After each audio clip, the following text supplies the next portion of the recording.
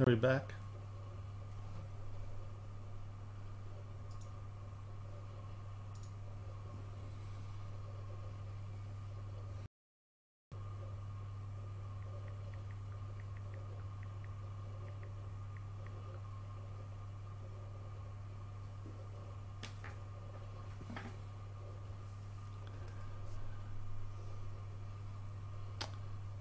Hello, hello, hello. Sorry about that. Can you hear me? I'm here.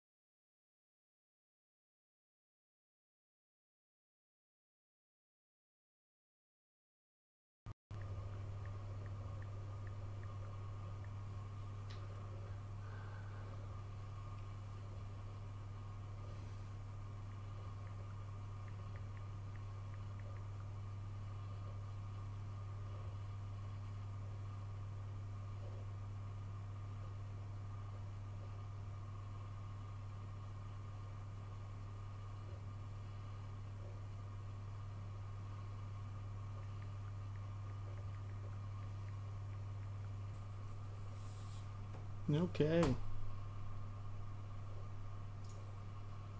We there?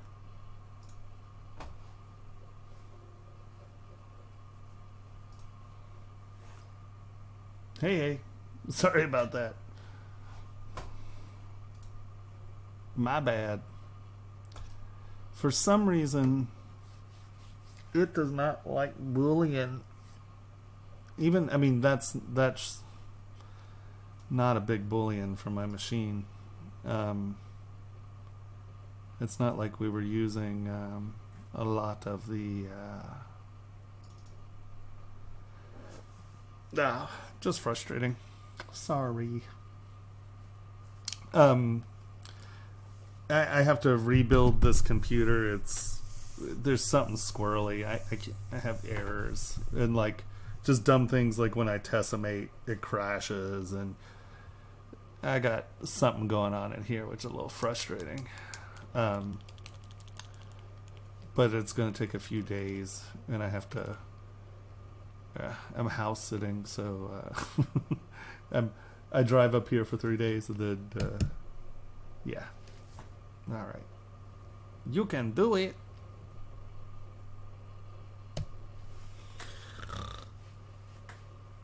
Oh, I thought we just crashed again. I'm like, are you kidding me?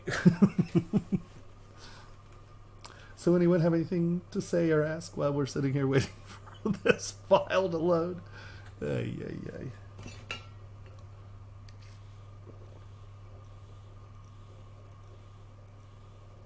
Wow. Holy Hannah, we just lost like 20 people in that 10 seconds. Man, we got some impatient viewers. We just went from 64 to 44. All right, well, whatever. They're lost, right? Okay, well, look. It's like nothing happened. Literally. Oh, I lost all the hair. Oh, well, whatever.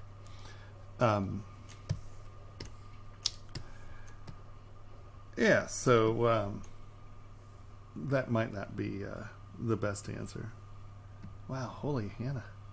Hey James, how's it going? I was doing fine. We had like 60 people watching. I crashed and we went to 36 people. We got it. ZBrushers are an impatient group.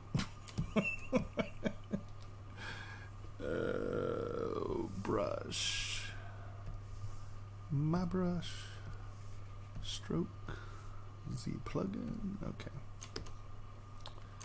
And how have you been, James? Doing anything fun?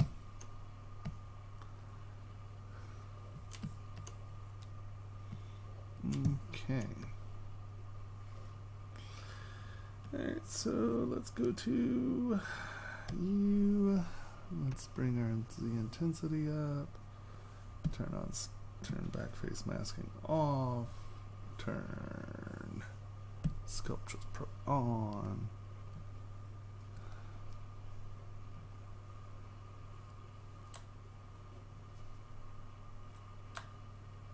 Oh, you are so bizarre. See what I mean? Now, anyone who was here before the crash, remember how small this brush was? Now look how much bigger it is. It's like I can't win for losing on this one. Yes, we are definitely in the need. So also I would come in here and see this minimum connection points to smooth. Slide that down to 1. What that does is you know how you can get those points where it's just one point and you're sitting there and you're trying to get it and it's just this weird, this one sitting point up here? That's because it's looking for 3 different, it needs 3 connecting points for it to try to smooth it. So you need to change it to 1 so it'll smooth that point, because that's not 3 connecting points. So, yeah. Alright, let's see where we are. Ugh. Man, I just can't win for losing.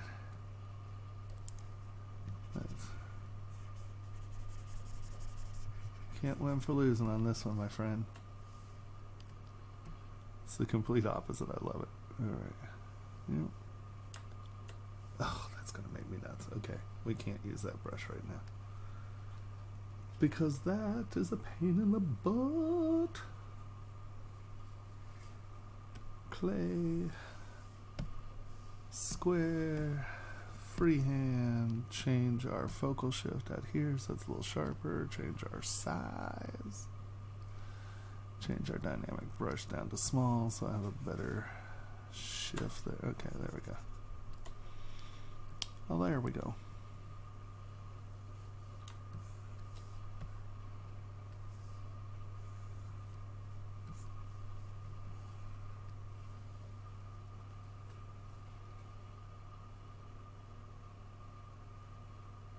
I kind of like the repress outfit, honestly. Nothing better than repressing your output.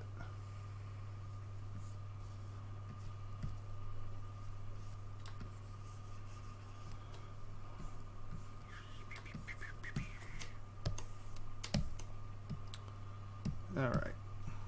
That's all flurfy and mermaidy.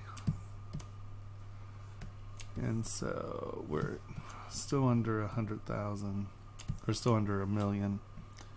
So we're going to come back in and let's smooth more than one of these things out. I'm being repressed.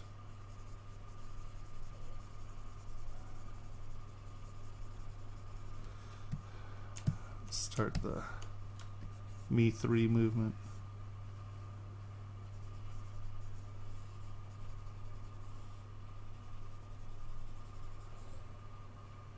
Now I hear crabbing. I'm not making fun of the Me Too movement. I worked in Hollywood. I think they're doing the right thing, trust me. Alright. So you can see we added enough geometry to start working on this stuff. You can see we're just above 1 million. I'm not gonna redo it just yet. Let's get in here, turn down our intensity a wee bit, come back in, shoot. Cut that back, right? Because that's supposed to be going under that one.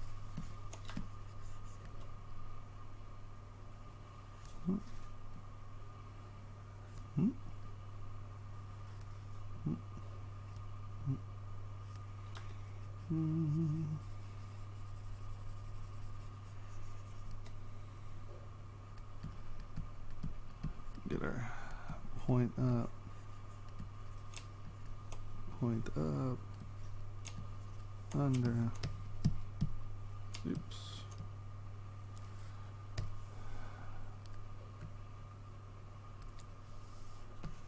The intensity down.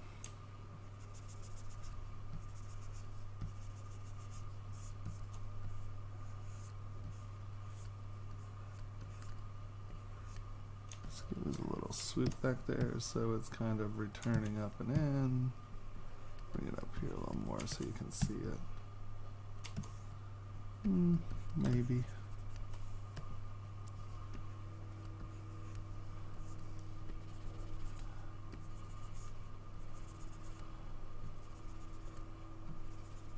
Right.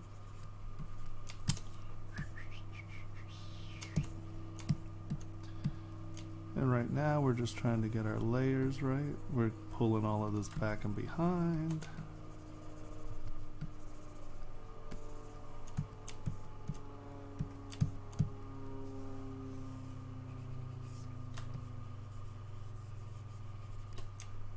So, come on.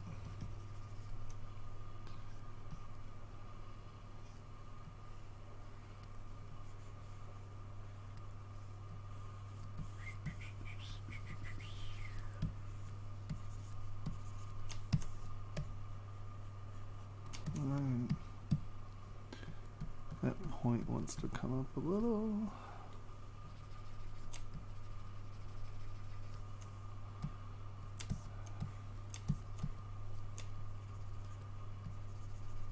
You can see by how I sculpted those the last time they got a little weird, so I'm gonna flatten them out so they're on the same plane. And you can see how I just drew that big fat line on there. And we're going to look at the difference between these in just a second.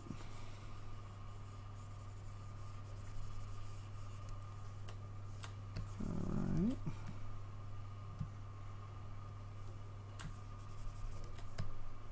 I want that to be a point.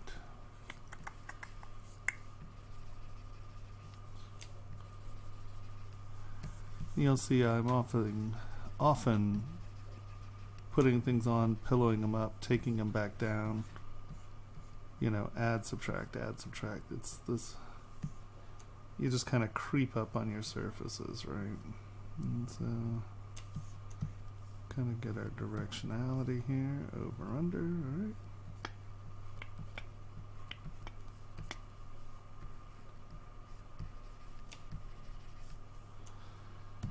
SK fill, kind of come back in and just creep that up. This could be a flatten.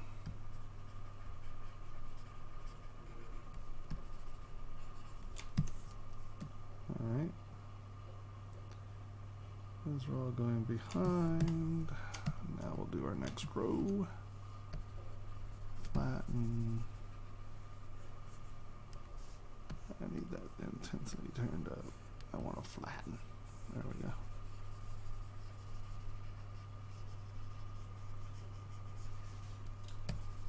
Smooth.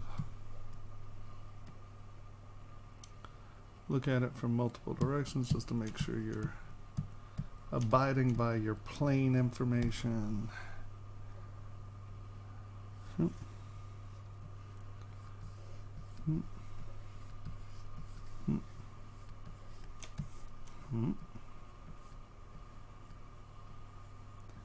You can see I sort of did what I did on the original model here, but now I'm really going to make sure that these cut back and under, so you definitely have a concrete story of one thing going behind another. Because how these planes catch light is a big deal. And we'll just kind of come back in. Okay, so now SK fill, make it so it's not truly rigid.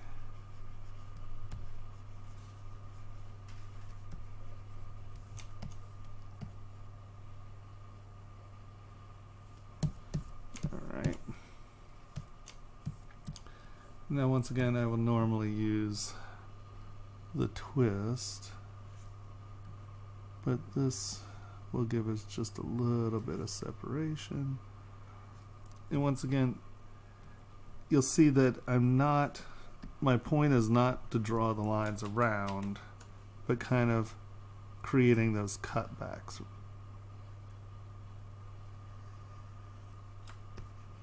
So I'll always come back and smooth that one edge down because I do not want ridges, I just want steps, right?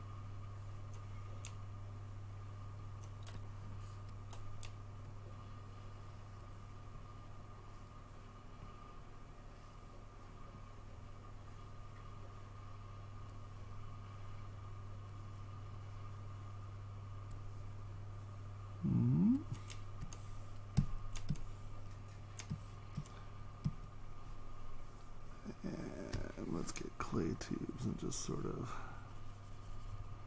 knock that down. Come on.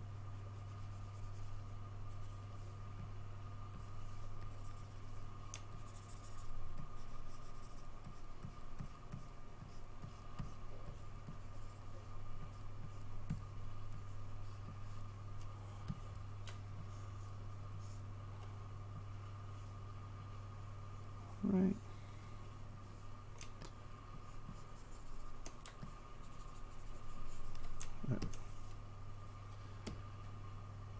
So,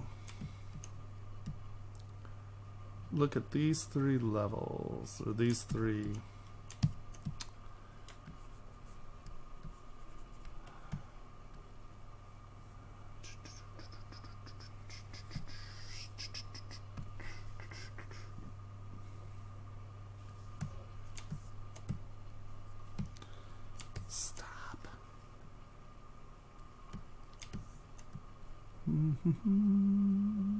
Oops, wrong direction.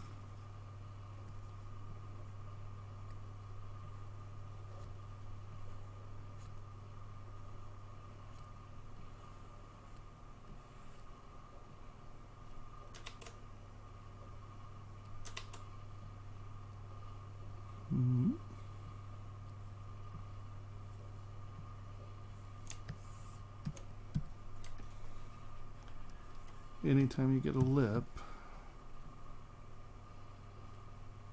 you know, we're trying to avoid cut-in. We want to create levels or steps. All right.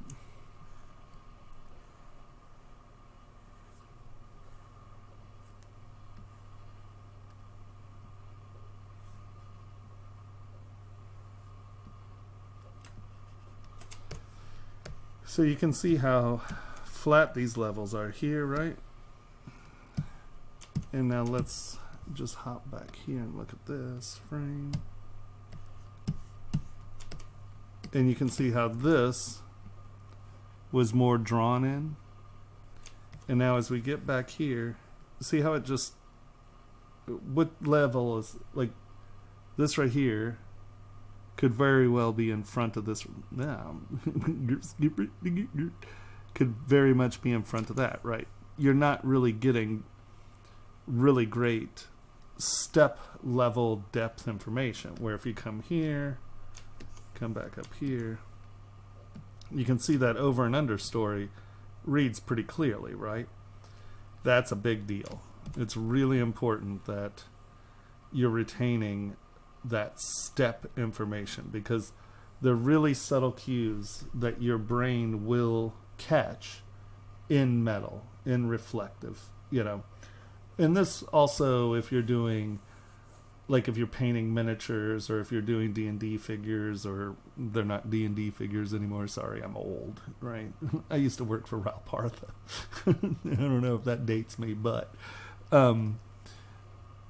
the step information will always paint and or finish out much better. So just remember, if something is supposed to be going behind something, like if they're weaving or something in that vein, make sure they do, because your brain knows when things weave. Your brain knows when things stack. Your brain's a pretty savvy thing, and if you don't give it what it's expecting, it'll hunt for what it wants to see. Oops, wrong direction, sorry. It'll hunt for that until, you know, it's frustrated, it's not getting what it wants, and it's going to look odd. So, you know, try to stay in that mindset of defining layers, because you can see those are flat. I don't need to, these are poorly done. See how I was depending on this line, and when it was small it looked okay, but I really tuned this layering thing in the last 5 years since I did this. So yeah, needless to say, see intensity down. Oh, wrong direction. Come on. I also find, like on feathers and such, I find that if you hold down Alt and use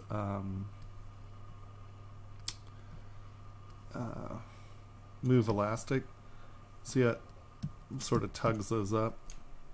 It's going to move off of this, off the normal that you're pulling. So this is a pretty, I should have made it smaller obviously, but did I? Ow, man. Alright, well, we'll just, whatever. I want that to be Z, not X. Now come in with SK fill, turn this up some. Fill that in. Fill these in. And so all we're doing is removing that little hyperly dramatic pointy thing.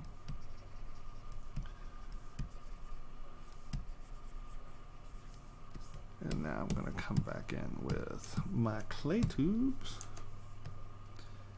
and flatten those planes out.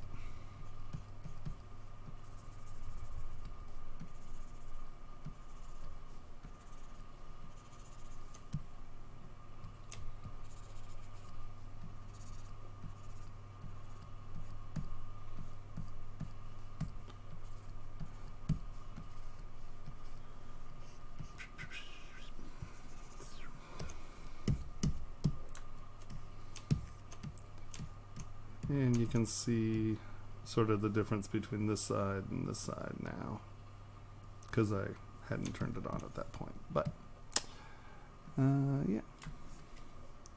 Alrighty.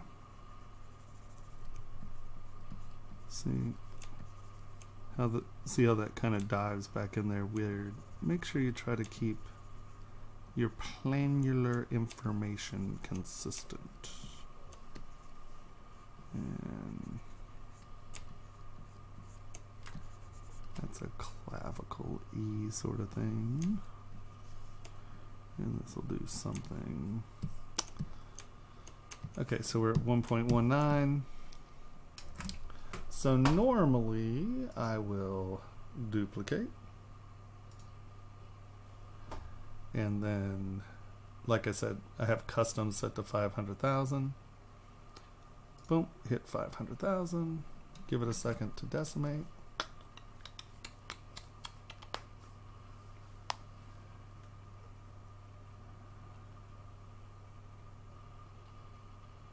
Yeah, see? I did quite a few dragons. I did a bunch of orcs. I did marines. Like they had a Vietnam series. I did a bunch of those. Lots of orcs. Skeletons, mostly orcs, dragons. Alright, are we there yet? Come on, you can do it. You can do it.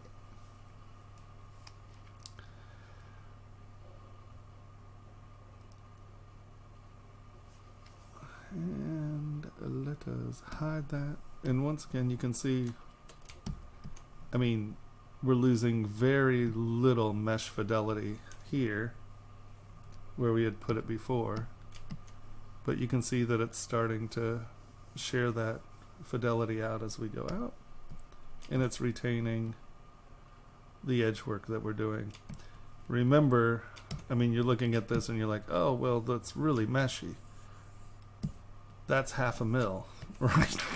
You know, remember that this is a tiny bugger. This is 10 mil from there to there, right? So this is small stuff, right?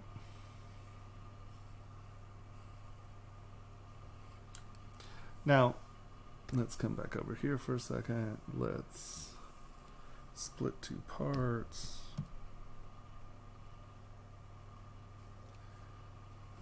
I want the other one. Oh, crap. Look at all that noise. Crappy mesh frame. So, I wouldn't be doing all of that crap at that level. You know, I have 2 million polys here. I'm not going to work in Sculptress Pro. I'm going to be using my clay tubes. Yeah, let's kick that up a little.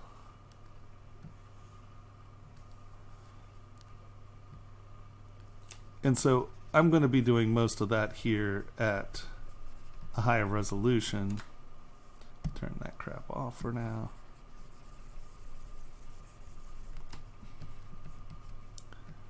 So it's just because that one was not the prettiest mesh when I first did it. So I'm gonna, that stuff will be being done up here, not so much. So we're not going to have to decimate that so many times because it will have been done up here at full res. So once again, I tend to work in high resolution. I like models, like I'll start sculpting my models in that 1 to 5 million poly range. And you can see here I can be a lot looser with my brush. I don't have to worry about my like, that's a slow process that I was doing there because I kept having to re-decimate because I was actually changing a lot of this geometry at that level, where normally most of that geometry is being changed here. So when I do my first decimation, we're only coming back and tuning the fine points of what I need after, sort of, I'm filling in what I lose after that first decimation. And you know, once again, over here, frame, the beauty of this, no, frame, is, you know, you can come in here. Whoa, everybody, what just happened? Why are we freezing? Don't choke out. Oh man, here we go. Behave.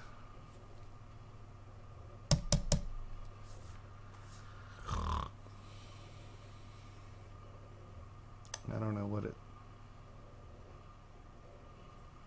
thinks I did something. It's not telling me what. I hope to God it doesn't think I'm trying to turn this into a shell.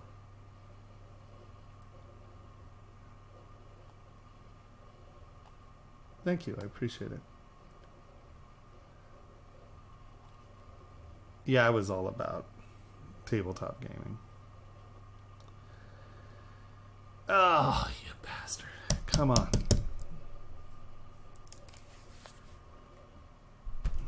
Boy, I'm so embarrassed. Oh, so now it's going to save itself out of this. Well, don't crash.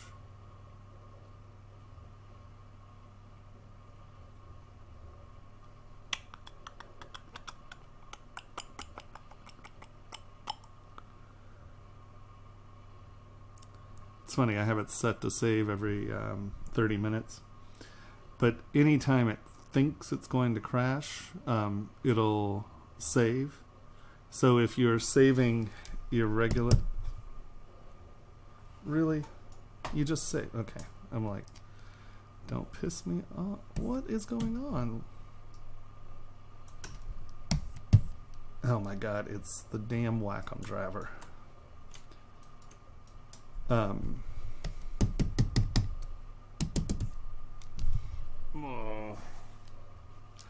Okay, hold on. How do I do this? There's a way to go into services.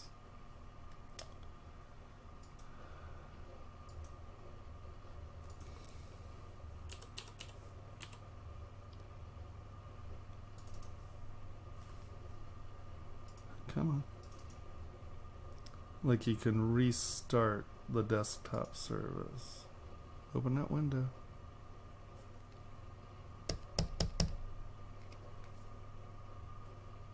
Right? I'm batting 1,000. Okay, so we can come down here. Where's Wacom?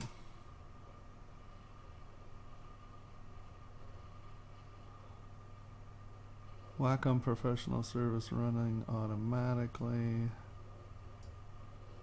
Now there's a way. Oop.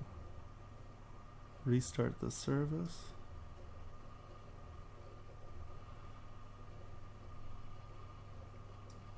See, it's saving again. It's like, I don't know what you're doing. Oh crap, what are we doing? Did I just crash everywhere? Am I still up here, or did it just close all the windows? Okay. Hold on. Let me... Did it work? See, there we go.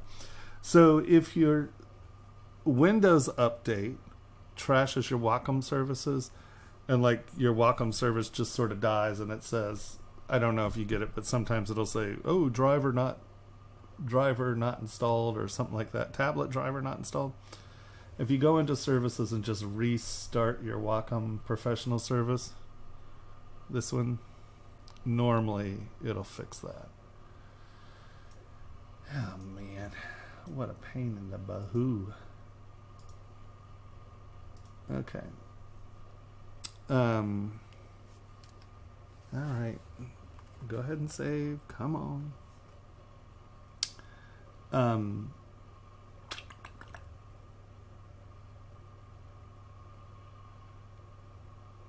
What process? I have, you mean the actual processor? I don't know. It's a couple years old. I have a dual 18, so I have 32 cores.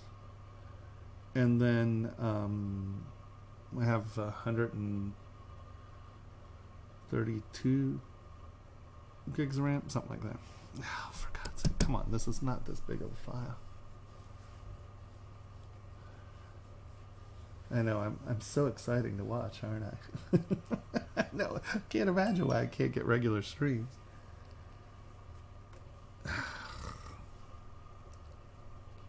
Is this a huge file? Where am I saving this to? Okay, well, we're back. We have a Wacom driver again. Goodness gracious, aren't we excited? All right. So the beauty of this is, okay, so you can start to see, after a few times you start to lose fidelity here, right? So, because every time it's re-contemplating what's going on. But the beauty of this is, I mean, you really... Oh, I'm gonna scream a little. There we go. You know, you can really come in... Oops. Come in here.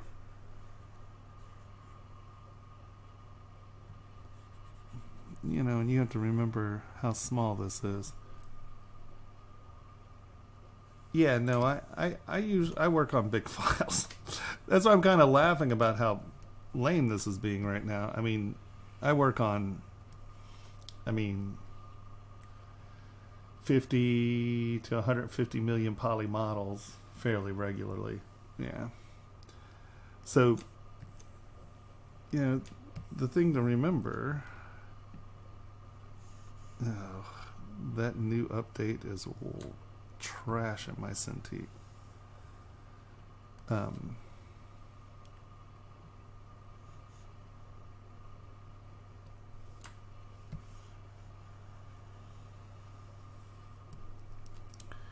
And you can come in here.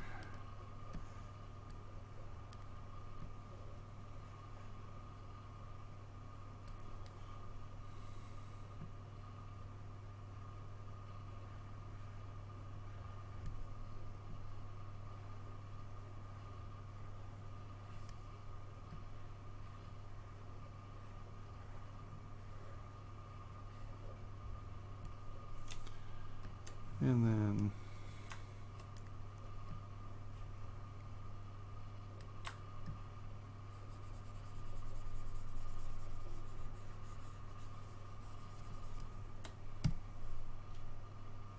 come on, turn on.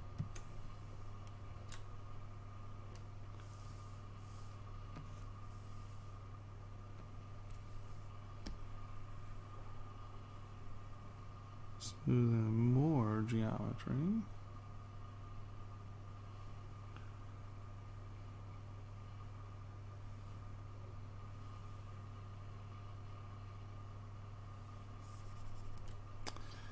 And grab this guy.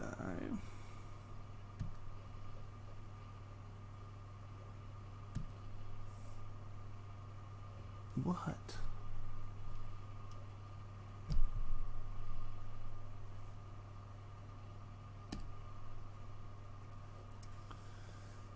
You wackadoodle. That's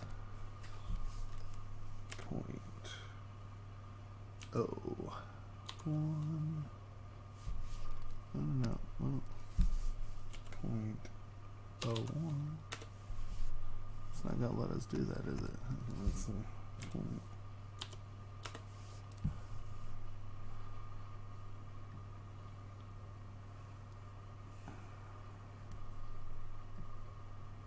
Right, and you can. Wow, you're just gonna act like a.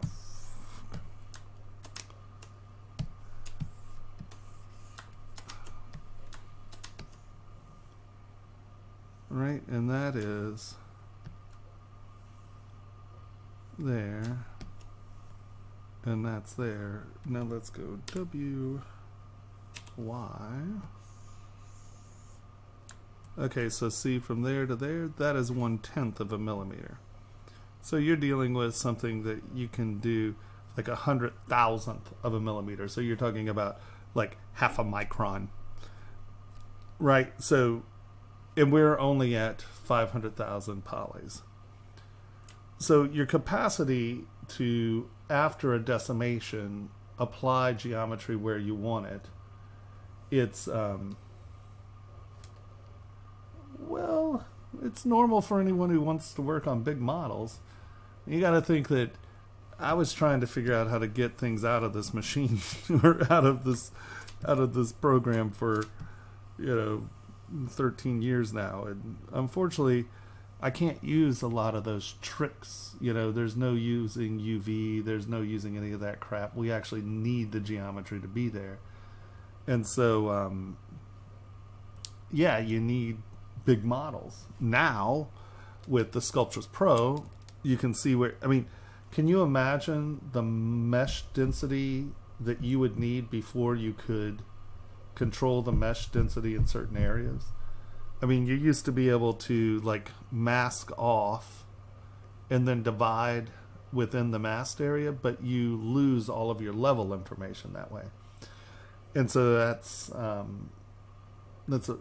it's kind of, it sucks, right? That's not the point. But here, you really can retain a lot of my tablet's lagging, right? But that's impressive. That's crazy that you can get that kind of resolution. And like I said, normally I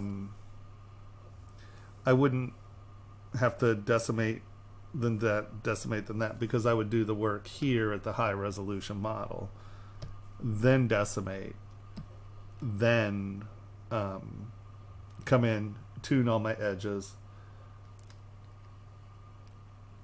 Yeah, well, I mean, like you can get, it depends on what you want to do. I mean, my Mobile Studio Pro will deal with, you know, a 5 million poly model easy. If I get up into the 15 and 20, as long as I'm either breaking it up into subtools and or hiding stuff. Like if you have mesh management issues in the sense your machine can't handle, you know, just select the thing you're working on. You know, just select the area you're working on, and now it's only processing, you know, 370,000 polys, and it'll be able to do that all day. So with the clay stroke, you're not having smooth strokes. Okay, so let's frame.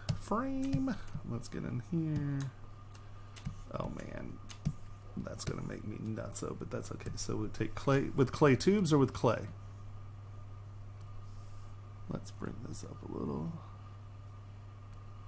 One, enter, okay.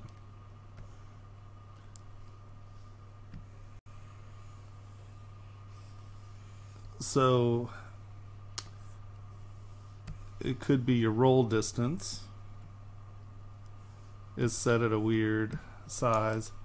Or the other thing, this isn't super, there's not a lot of geometry here for it to get noisy. The other thing it can be is if your focal shift is too hard, you get a lot of surface chatter.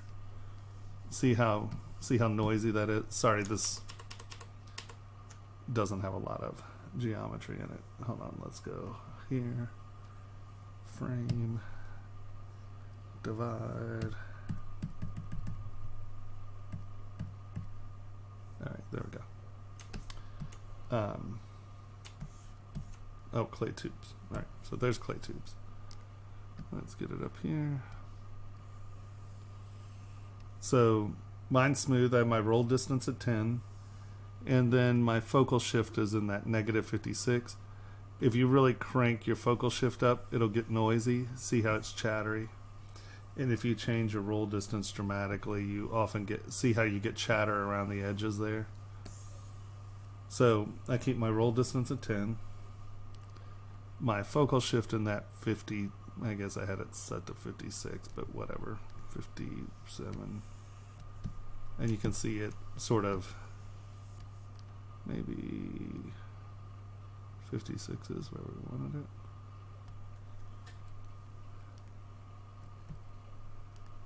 Oh, you're gonna make me crazy. Fine. Really? 56. That went to 63, didn't it? No, okay, that's fine. So that's probably one of the issues. That'd be my guess anyway. Righto. All right, so once again here,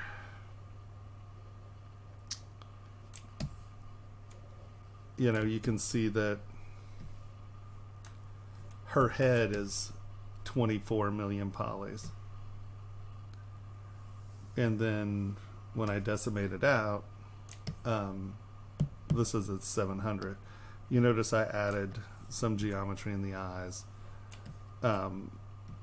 So for up here, we're just going to come up here real quick. And let's just take this area. What's the difference here? All right, let's. Ooh, you can see there was a noisy projection in there. Ooh, that's ugly. So when, where'd you go? Come on, let's get in here. See this crap right here? This ugly, noisy stuff right here? This stuff.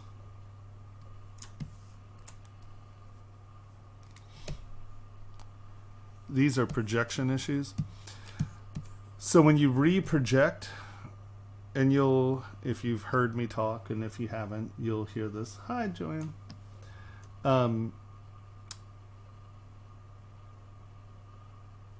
Your projection distance, if you reproject, if your projection distance is too high, see how these want to come here and they're going to try to project to the surface that is lower?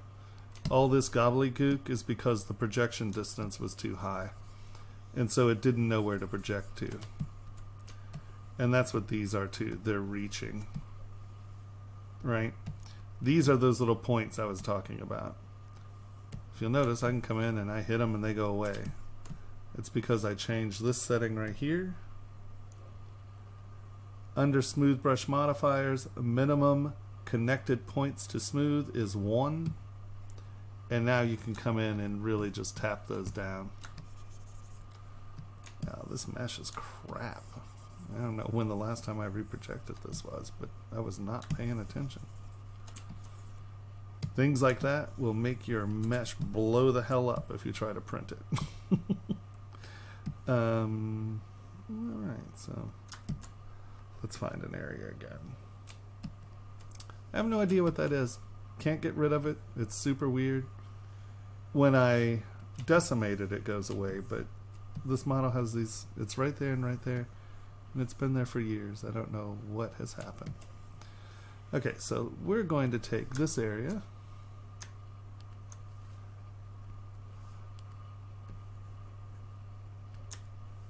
I like my mask focal shift to be pretty.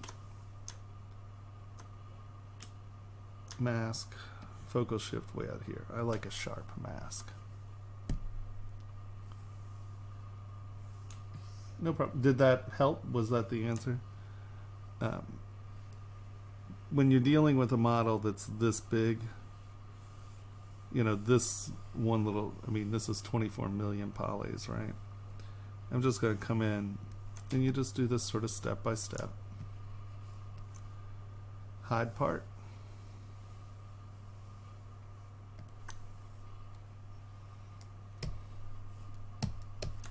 Right, much more user friendly here. We come in here and start looking at the silliness that I've done. We come up to her and you can see how after the decimation it's not quite right. So let's look at what we have here, right? So I'm going to take this down. I am going to turn on. Really? What's going on? Oh, we changed our mask pen. What the hell? Oh, that wasn't smooth. Never mind. Turn that on for smooth. We're just going to come in and we're just going to give this area just a little more geometry.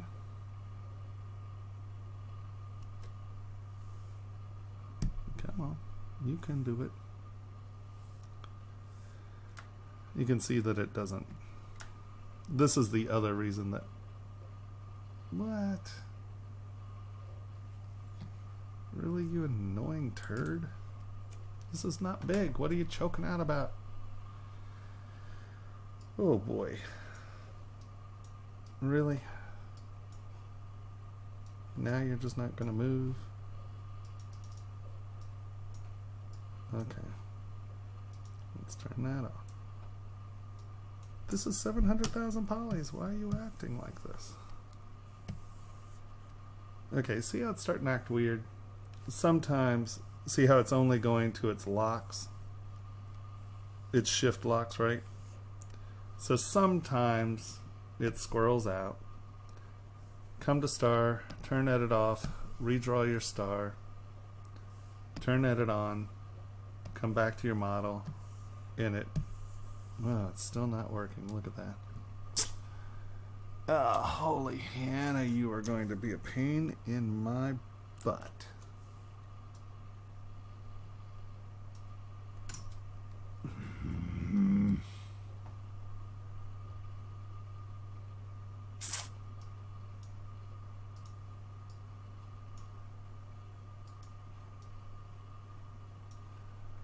Edit.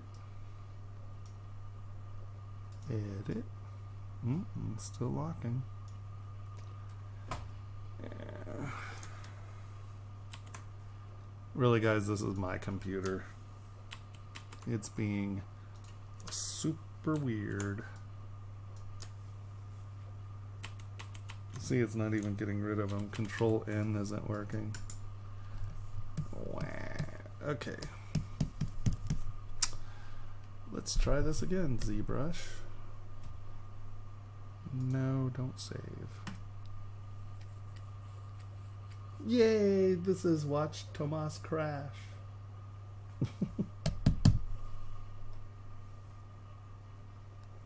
One more time.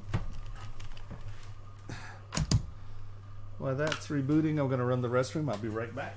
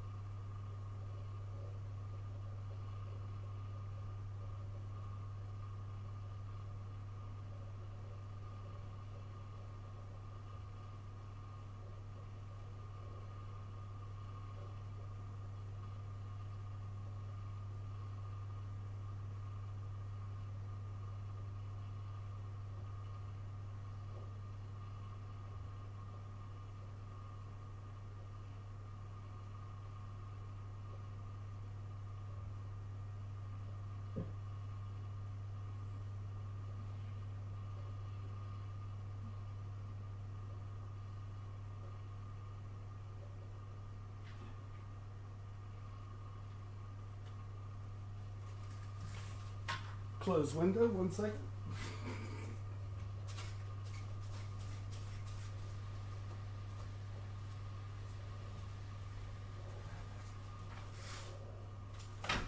All right.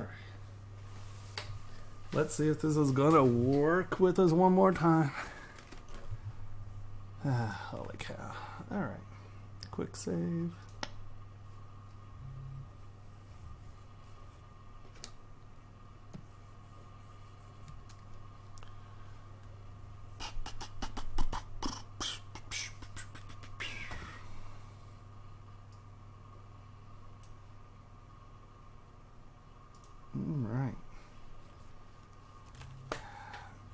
Yeah, my quick save folder, those are all quick save folders. I have terabytes of quick saves. Yeah, of course. You know, to be deadly honest, I look at very, very little jewelry referencing. I tend to believe that that it's very easy to copy. Wow, look at that. All those quick saves didn't quick save. That's fascinating. Yeah, my computer is acting really weird. Sorry, guys. This is where we went right back to the last quick save, isn't it? I tend not to look at much modern referencing. Like, I'll look at Lalique, I'll look at some of the great jewelers, you know. But even then, I'm a little careful because I really want my work to be my work, if that makes any sense. And I find that it's really easy if you're doing a lot of research, and then you forget you've looked at stuff even. And I think it's much easier to unintentionally copy someone else's work if you're doing a lot of work. I tend to look at Japanese sword fixtures and yeah, you know, Fabergé and Lalique. A lot of the Art Nouveau jewelry I looked at a lot of Art Nouveau art. Art Nouveau is really my main inspiration.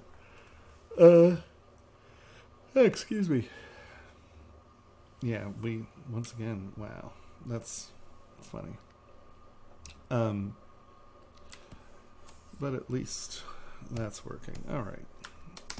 it just started to get squirrely. Let's come back here. Let us come here. Boop. All right. You can see these holes here. That's, once again, that's a weird projecting. Yeah, but I tend to look at fine art and or furniture or old cars. I tend to avoid looking at my peers' work because, like I said, you know, there are a handful of jewelry pieces where I'm like, oh man, you know, I actually kind of wish I made that. And, you know, 3 years down the lane, you know, it might come to my mind, and I could easily have forgotten that that's something that I saw someone else do that I really liked. And whatever I'm working on, you know, those forms or shapes could be perfect for what I was doing. And, you know, and in turn, you unintentionally plagiarize someone. And I tend to want to avoid that because I get knocked off all the time. So I try to be very conscientious about, because there's work that really inspires me. You know, I go to trade shows and things like that, and I see a handful of stuff, and I'm like, wow, that's gorgeous. That's very inspiring work. But I now primarily look at other jewelry or, you know, historic jewelry for technical things like how did they build that clasp, or, you know, aesthetics speaking, I really try to keep it mine. You know, I find that it's just much safer that way because it's super easy to get, you know, really excited by someone's work, and then your work becomes derivative very quickly. And, you know, with character design and stuff, well, that's okay because most of the time you're, you know, oh, it's Superman or whatever. So, you know, that's one thing. But in product, it's a much more dangerous road. You know, it's a much more dangerous hobby to get into, habit to get into. And I know people who immerse themselves in what's, you know, trendy or what's selling this year and blah, blah, blah, blah, blah. To be deadly honest, I don't care what's trendy because good design is always has value. You know, I'd rather someone go study design than what someone else is making, because if you're just copying or being inspired by someone else's work, you're not necessarily learning how to make good work, right? You're just learning how to sort of copy their work. And I just think that in today's society, with plagiarism being such a problem, oh, you can't do that. Okay, sorry. Have to do it here first. That it's, and I see a lot of young designers really doing it where they're, and I mean, don't get me wrong, I'm inspired by people's work. You know, I just think that, why are you doing that? Okay. I just think that you're going to develop a voice first before you really get involved in trying to figure out someone else's work, unless you are just trying to knock them off and run with it, and that's cool, whatever, you know. But it's really important for you to develop your own voice, and then in turn develop your own style. And, you know, what's funny, a lot of people are like, oh, you know, Giger was a big inspiration to you. And of course he was. I mean, if you look at my work, of course he was. But if you really pay attention to Giger's work, you know, I'm actually much more inspired by Louis Sullivan than Giger. And so, you know, if you really analyze my forms and shape,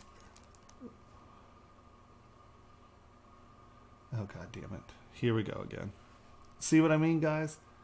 Whenever it crashes, somehow it takes out one of the audio channels. It does this all the time. I don't know how to get it back. I can reboot. If it's so bad, we can reboot. But somehow or another, it breaks the right audio channel when I crash in Z. Like when I have that weird, when it started acting weird like that, I have to reboot. Yeah, sorry. I don't have answers for these. If someone's out there who has a clue how to get my right video audio channel back without completely rebooting, I'm more than willing to listen. But I think that I just think that it's very easy, even if you don't set out to copy someone's work, if all you're doing is looking at work and looking at work and looking at work, then you forget what you've seen, and then the things that were inspirational to you, well, you'll use, and I mean, that's all. I mean, that's fine, but you're much more inclined to subconsciously copy someone.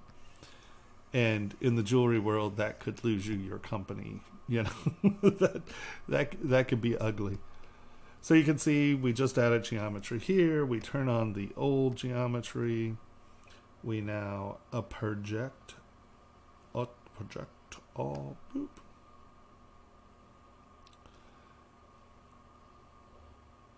And from a 26 million poly head to, what are we at? We're still well under 1 million right now. You can come through and decide what are those details that you're really trying to, did that work? Oh, yeah, there you go. Right. And you can really focus on specific areas. Just add the geometry you need in those areas.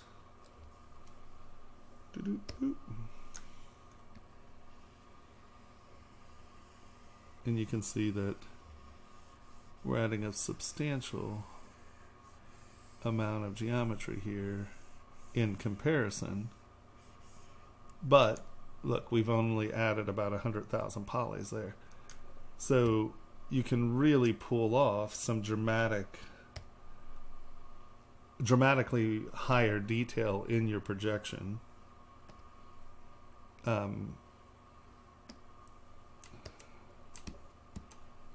Did that do that?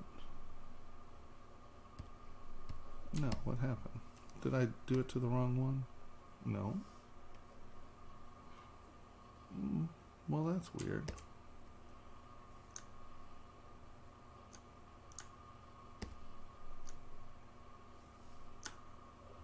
Okay, let's try that again. No. Oh, I'm masking, not smoothing. Okay, never mind. Okay, so you have to. It's like, why didn't that change much? So you can see that we have added a lot more detail here, or a lot more geometry in this little area.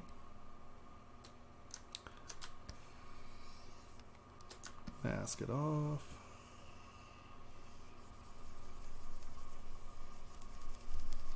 No. Flip it. Turn this guy on. Project all. Oh. Hide that. And now we come back here.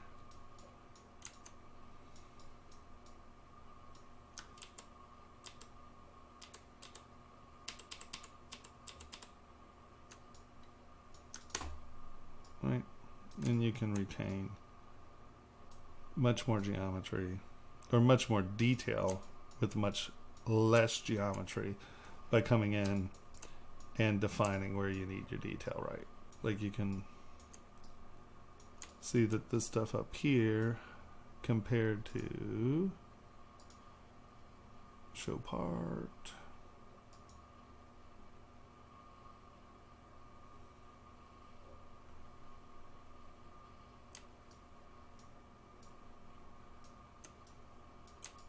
right, you can see that I sort of have this weird veiny stuff going on. You come up here. Thank you. I'm glad that you caught my broadcast. And you can see how it's sort of plainy and choppy. You can come in, smooth out your geometry.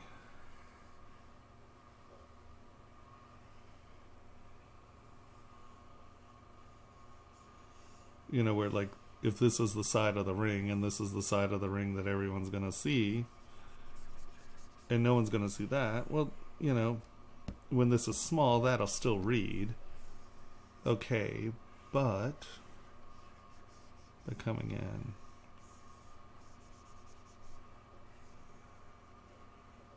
And you can see I'm not being real tight with this geometry. I mean, I could come in a lot smaller and get a much better copy. But only bring in what you need, right? Now we'll mask this off.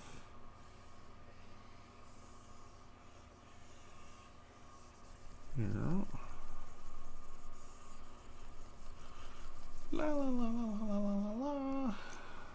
Turn that on. Flip. Project all.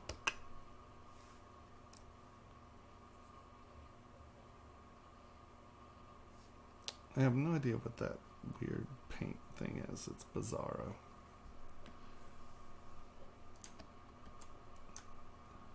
Right? And you can see how there's much more there, but once again, that's not a dramatic mesh difference. So, I mean, if you really wanted to do it, you know, you'd get down and actually add, you know, more geometry here.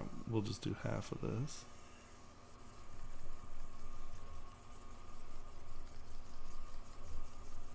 And now, oh, scheiße, Liebe.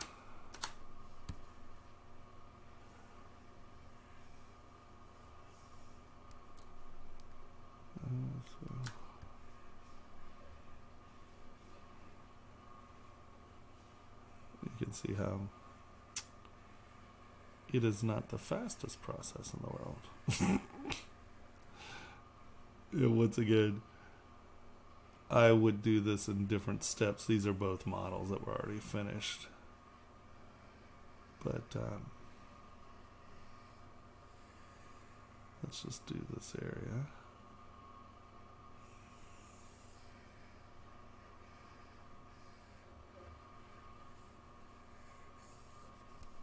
And mask.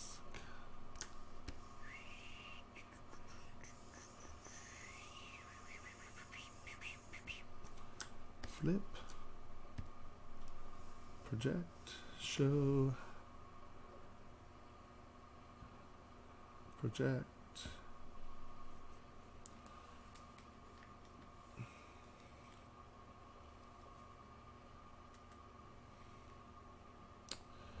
And you can see that that's more detailed. So you can, well, that's so funny. I don't know why. This orange thing, I don't know what that is. So you can see that up close, you know, you're still getting this, but once again, this is all about viewing it from here, right? So you can see how you can come in, control where you need detail and where you don't. Let's look at her face again. You know, boop. I wanted her eyes to be cleaned up. I needed to do a little smoothing here. Nope. And there you go. You can have detail in the eye. But over here, you know, this is chattery. But, I mean, this piece had a lot of strokes in it. You know, I mean, it wasn't smooth. Here, that's the full model. So you can see the brush strokes were there, right? And there we go. And so coming in, so using the Sculptris Pro as mesh management is a big darn deal, right? Let's go back to her. I hate these tails. They suck. This was a bad design on my part. I love when you look at things and you're like, wow, that's really horrible. Let's change this.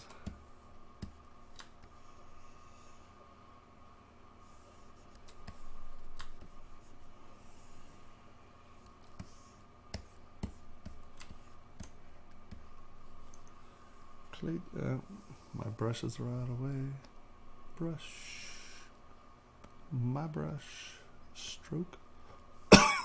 Z plugin. Go to clay tubes.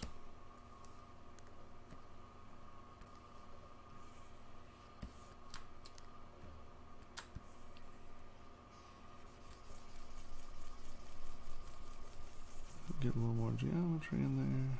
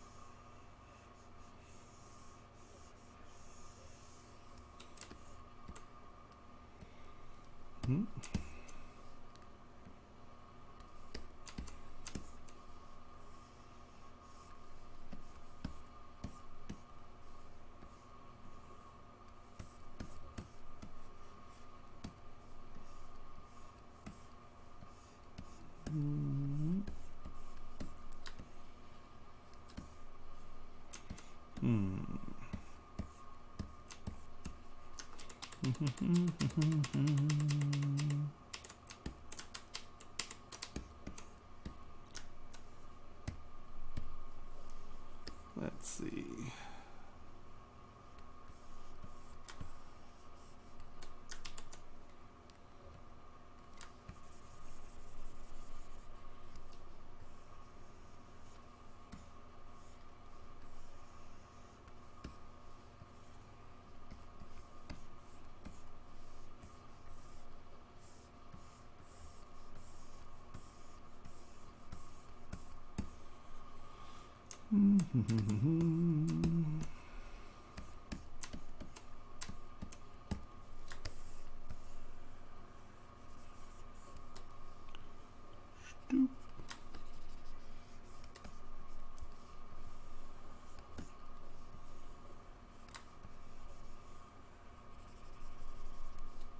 I just love when you look at designs that you were working on, you were kind of racing to get things done.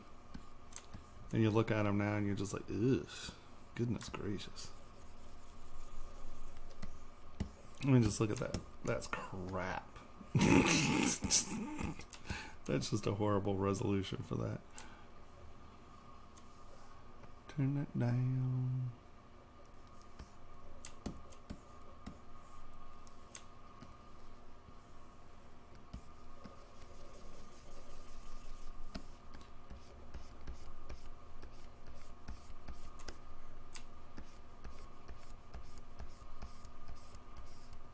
You know, it doesn't necessarily always have to make,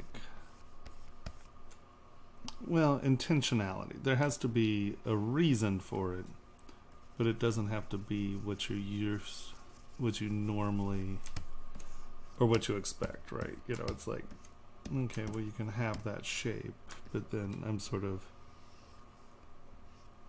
you know, doing a, you want to go that way? Nah. We want to kind of come out.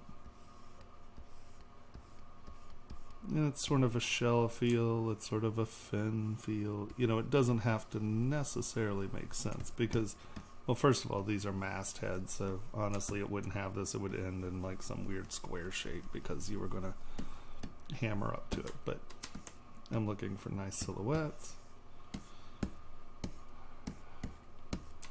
I want it to roll over. Now, I want that to be a crisp form, but remember that's going to suck to wear. So you have to make sure on the inside here you fill it up. right? You don't ever want a point like that actually rubbing onto the body, so you can kind of come in here, fill it up.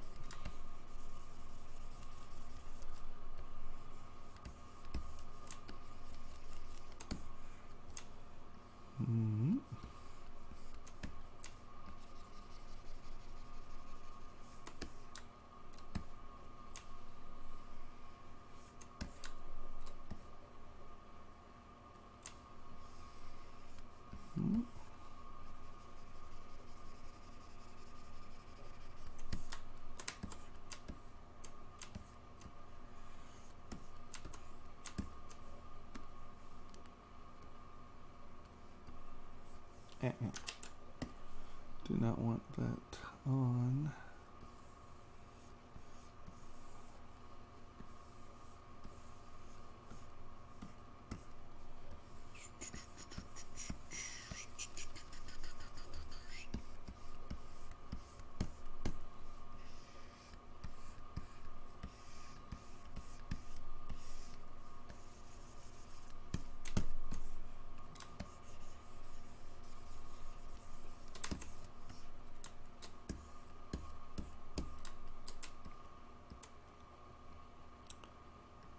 That has as nice a silhouette and a little hitch there. Mermaid rings. Meow.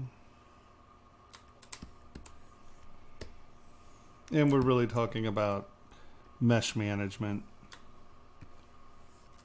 And so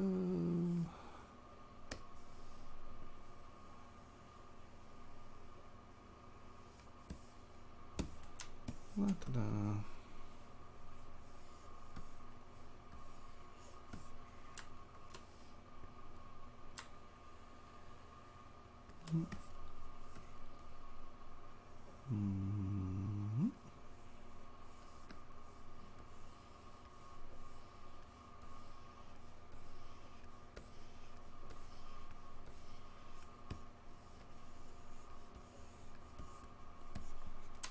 And then because we have this fine edge there, I probably would have changed this to be something. So see this right here?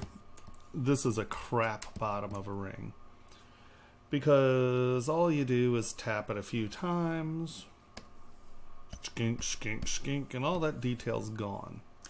Problem with that is, if the detail was there and then it goes away, people get real crabby. But if you don't put the detail there, on the bottoms, I sort of call them, I call them striking plates, and I'll put them on pretty much any of my rings now. Once again, you can see that this was designed a little before my whole system was sorted out. But like on something like this, make sure that you have something that is sort of above the detail, right? Because as this gets hammered down, if you have a bunch of detail there, it's going to be missing, right? But if you put it in here, I just need some geometry. Okay. But if you put something in here, and like, you know, you can sell this as something thin, right? And this is the detail that you're trying to keep. As long as you have something above it that, you know, you can just turn this into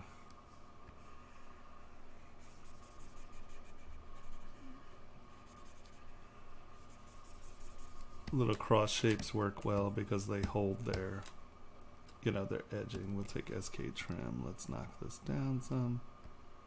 You don't want them to be too big or they pinch. Right? And now you can spend all day putting super nice little linear detail into this, right? And this is what's going to get hammered down, and this will allow you to have detail in here without it being all mangled. Does that make sense? So think about strike plates. You know.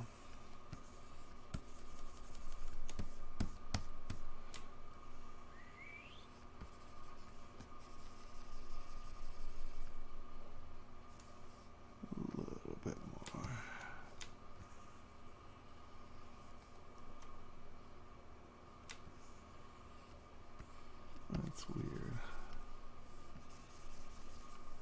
What's set oddly here? My roll distance is fine.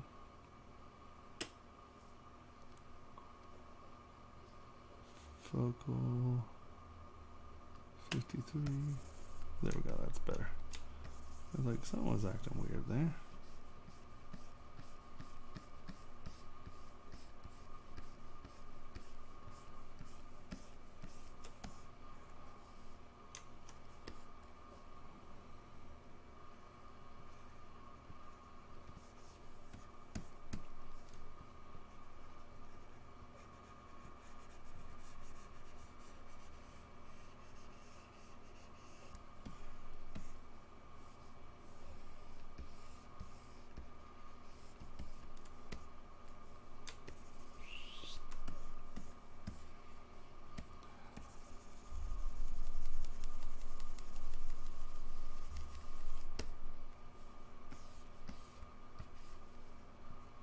And see, once again, like if you have like a little scallop detail or something, it's okay to come off here as long as it's not turning into a saw in the hand.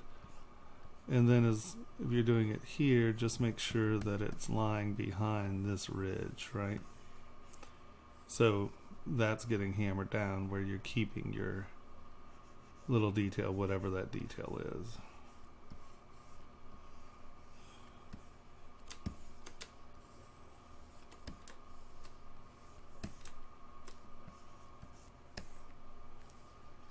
And keep looking at it from all directions, so you know that your forms are looking okay. What did I just move? I did it again, didn't I? Yep. Changed my focal shift.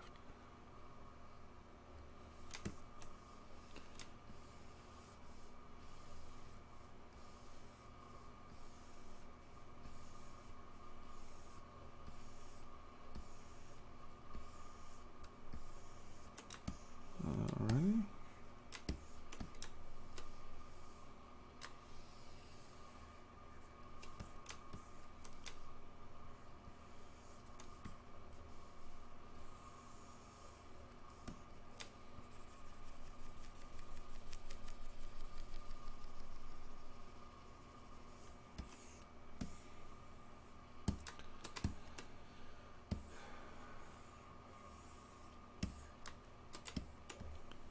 And you can see how that's becoming a much more resolved shape than that garbage. That's horrible. Look at that. Poopy. No.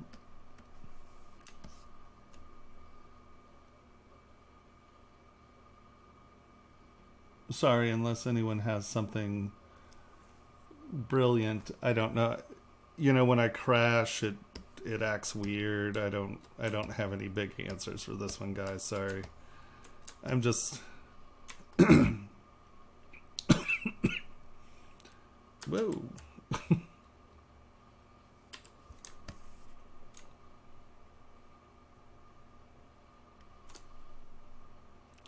Boom. Delete hidden. Boop.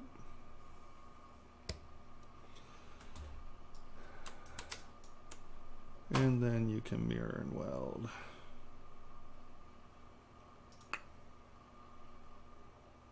Now, you have to delete your subdivisions if you're going to do that. But I'm not going to do that. I'm going to continue sculpting.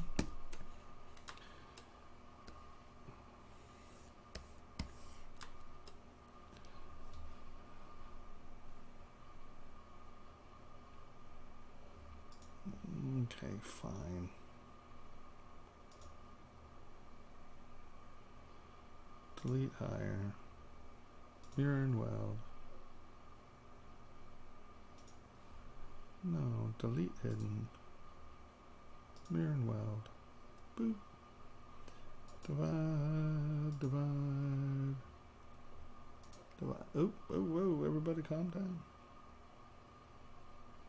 We do not need a 56 million poly model to demonstrate. See, the second it's like, no, no, no.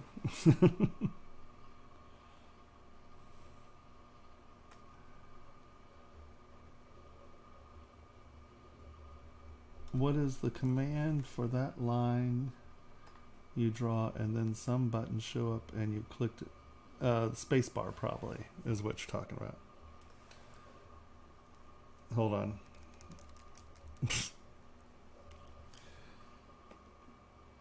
Oh no, that's actually a scheduled save.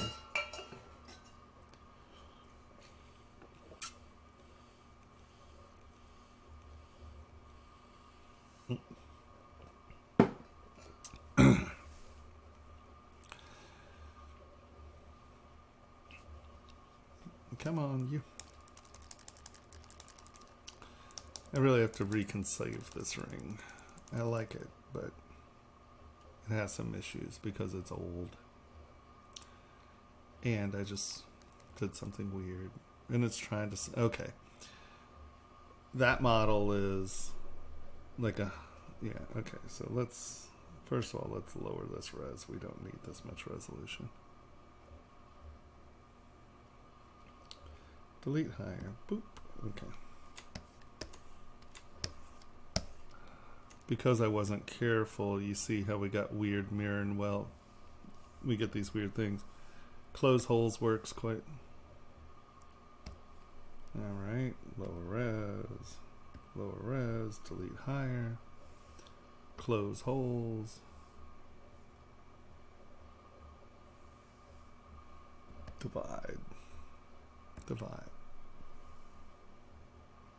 Okay, there we go.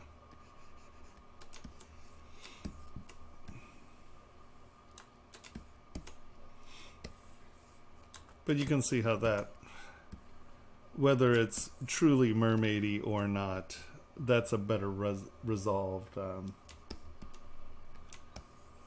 So do you mean this? Is that what you're talking about? That button right there? Or is it a different one?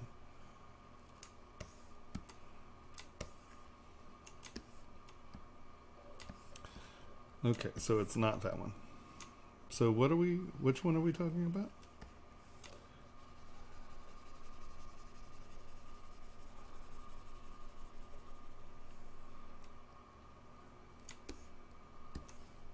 You mean like this?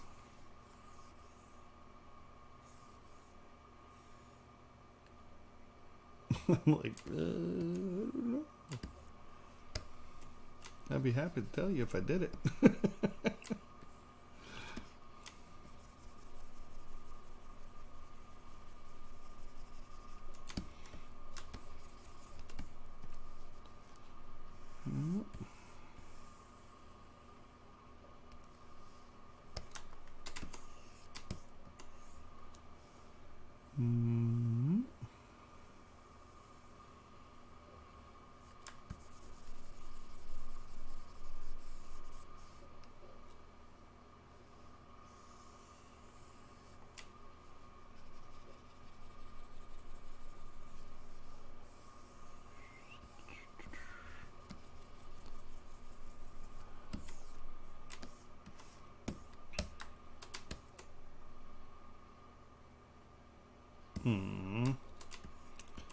And there I go again. Make sure when you're trying to do things that are symmetrical, you turn symmetry back on. That's an important one. Now normally you could tessimate this with a mirror and it would tessimate and mirror. But as we all know, Tessimate's crashing my computer right now. So I'm trying to avoid that. What time is it? It's 11. Okay.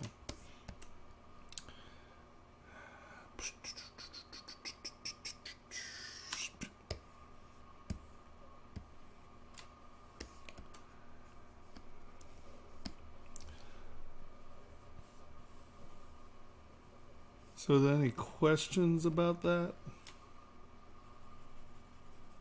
Or that workflow?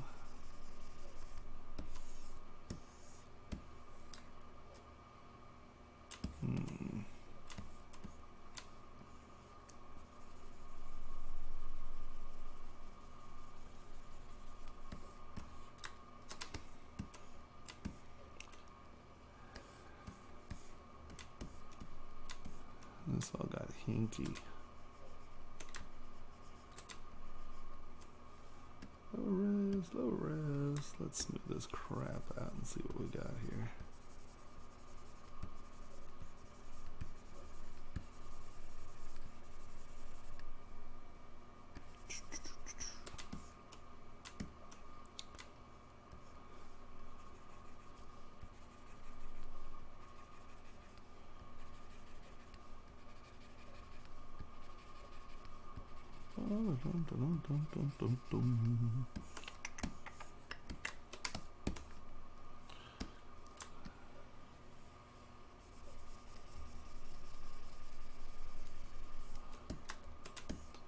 Clunky old man. When you go back and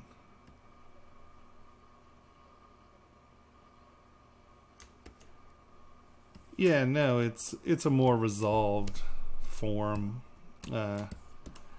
When I first did it, it was I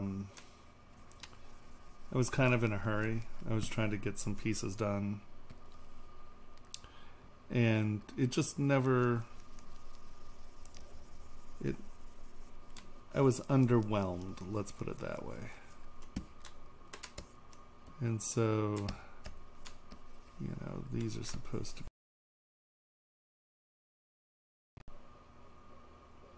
Don't act like that. What are you doing? Oh, you son of bitches. Oh, see how you are. You acting weird. Okay. Just don't act weird on me. Oh, transpose line?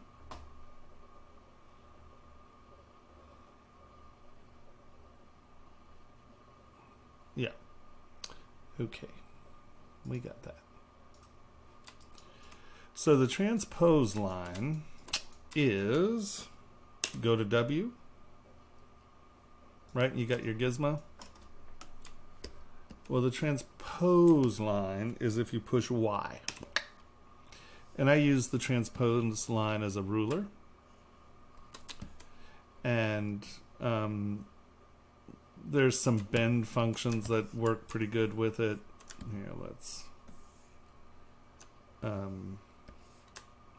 you can just move and it'll move it. Or if you hold down Alt, see how it sort of bends? The other nice thing about it is if you hold it here, it'll sort of bow. It'll also, if you hold down Alt, it'll twist in the center. Oop, oop, oop, oop, oop, oop. Everybody hold on. You have to hit R and then it'll rotate. So it's a way, it's, you know, it's just a good tool. But I primarily use it for measuring, because I can get in here and we can find out exactly how big that is, right? That's 1, 2, 3, 4, 5/10 of a millimeter. Also, if you look up here under units, the internal scale of ZBrush is millimeters. So if you're looking up here, that is 5.87 millimeters, right? You want to see how thick, or 5/10, right? It's 0.2. That is 0.26 of a millimeter is how big that finger is. So this, I use the transpose as a ruler for the most part. Is that what you And yeah, you can use it to scale if you want. You know, you can drag things out. Don't crash. Oh, it's a 14 million poly model that I just, yeah. Okay. So,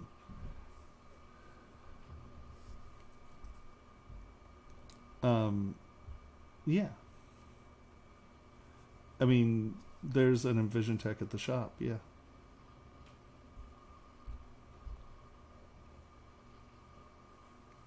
What, I mean, I've had stuff printed on them. Is there a specific question you had about them, or? I mean, to be deadly honest, you know, EnvisionTech, any of the SLA printers have the same issues with resins. EnvisionTech used to have a material called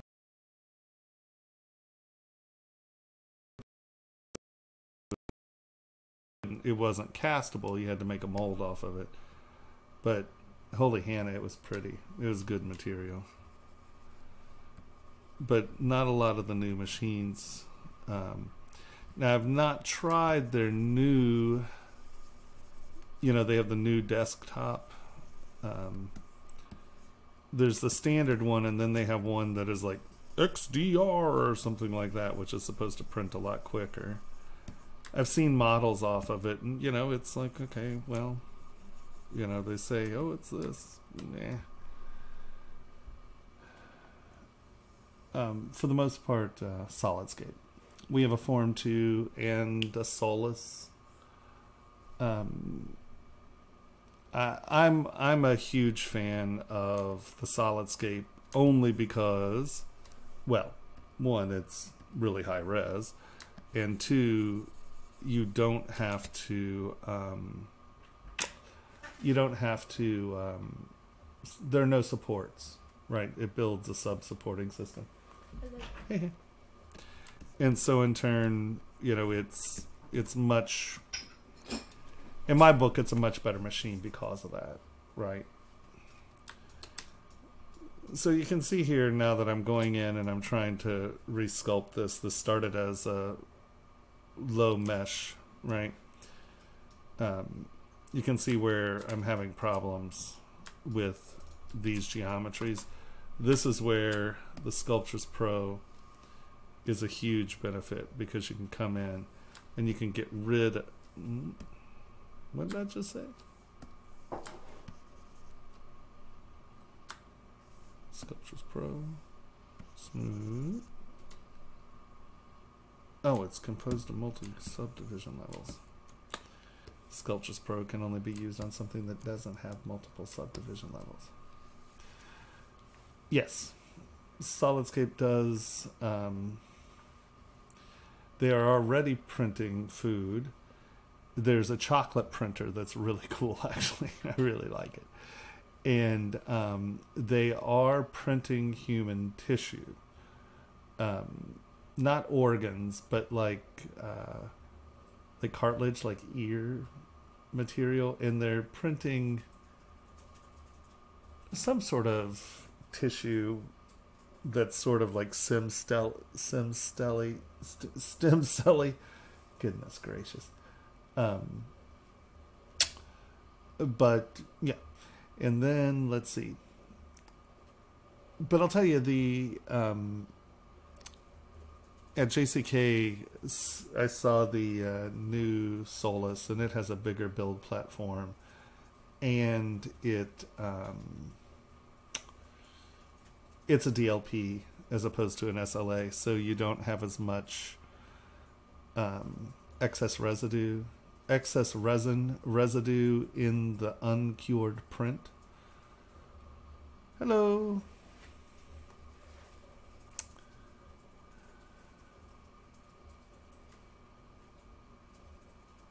Yeah, exactly. I knew someone was doing it. In my 3D printing magazine, I read about it. Yeah, but the new Solus has a larger build platform, so I think that it's going to be a little bit more usable. Their software is a lot better now too, so that's a big bonus. Yeah, so we have a Solid-Scape and a Formlabs. You know, we just print everything in plastic in the Formlab so we can see it, just see the details there. It's a good prototyping machine. The Solus now would be able to do that, the new one at least. Duplicate. Do we want to stay here? Yeah, this is fine. Delete higher. And so we're going to Z-remesh this because we want, we're going to remesh it and project it. And if you'll notice what I'm doing, we're coming through and getting rid of those little nails. Turn that off. Let's try to smooth them down first. Right. Getting rid of some of that noise.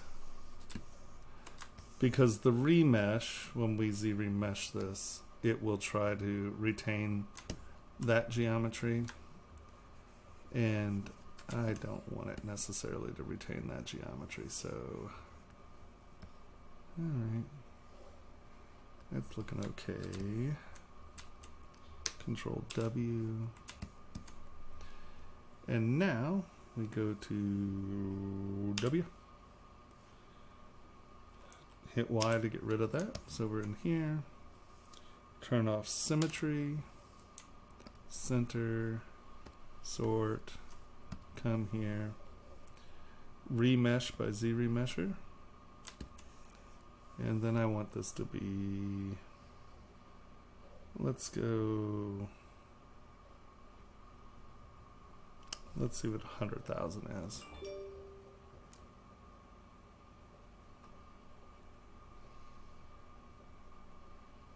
Okay, go away.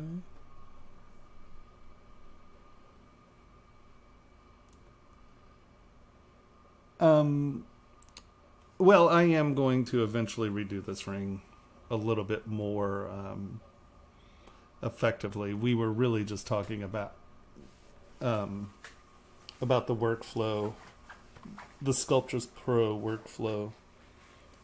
Wow, that little sucker's sharp. The little supports off the Solus. I keep sitting on them. I'm like, what do I keep sitting on? I feel those points. It's brutal. I was like, yeah. Oh, wow. Right? That's like some angry desert material. No, I kept sitting, I'm like, what the hell is poking me in the butt?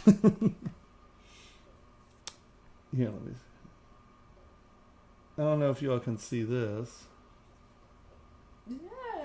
I mean, that's printed on the... What the hell was that? There's some weird giant bug in here. Oh my god, I just got weird furry bug up the pant leg. That was weird. That's like a big wingy thing. It's one of those things with wings. Oh, it's a mosquito hawk. Yeah. Oh, there it is. It's by the plugs. You might want to get that before it like flies into your... Is it dead? No,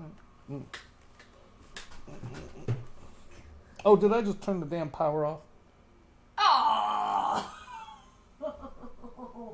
Sorry. Okay, hold on. I just turned off my... Is that thing... I see it there. Is it dead? Well, it's not moving. That would imply dead, but I did unplug my monitor. Oh, yeah. Here. Here's a paper towel. Okay, that'll help. Alright, paper towel. Here. That's a big ass sucker. That was like... Bastard flying up my leg. That's no fun. I was like, what the hell? That just like, woohoo! Jesus Christ, look at the size of that sucker. I know, I felt it fly up my pant leg. That was That's some... like half dragonfly. That's not just... Ah, shit. Okay, I am completely falling apart here. I'm like... Okay, that was the biggest sad sight. I'm glad there were only 39 people. I like that we lost people because they saw me being a dumbass. All right. That was absolutely pathetic. All right. There you go, guys. See me act like a jackass. All right, so we're remeshing here.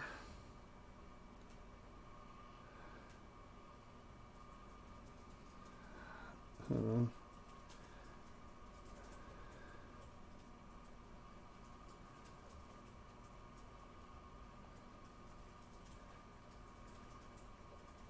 Live stream.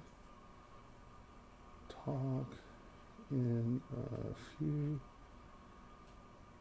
Yes, I can do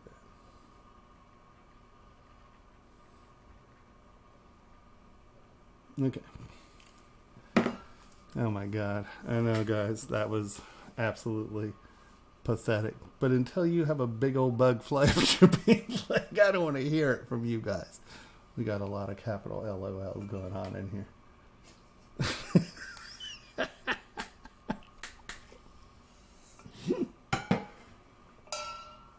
Stomp on the bug, turn off my monitor.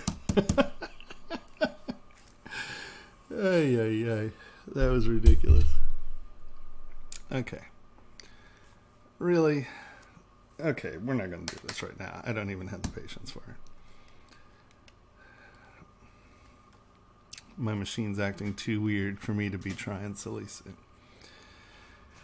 stuff like trying to remesh. So normally I'd remesh and then just project it, but that was taking too long.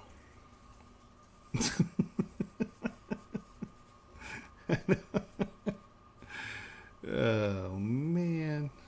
Absurd. Absurdity, I say. I really want a good clean quad model though. Maybe I shouldn't have done. Well, 100,000 might have been too much. Are you trying to sculpt on 100,000? No. Okay. No. I was trying to remesh. And then I got antsy and I canceled my remesh. And now I'm like, but I really want to remesh. Now it's in that, you know, we need to delete. Hold on. What we need to do and come in here. Let's get rid of her. I think I showed everyone what needs to be shown on this. Right? Everyone understood that one? Right? Alright. Delete all. Because this model is huge. That's why it's taking so long. Because I have almost 30 million polys there. I have almost 50 million polys here. I'm sorry, I have 65 million polys here. So needless to say, she can go away too. Right?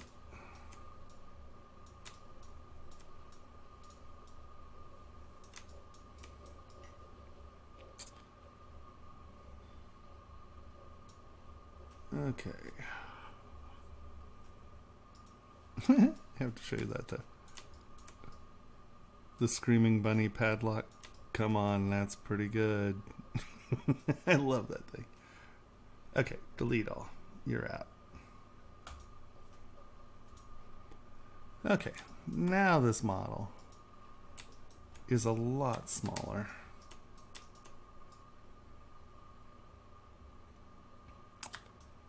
Right? And let's see, are there any weird spaces here that I don't?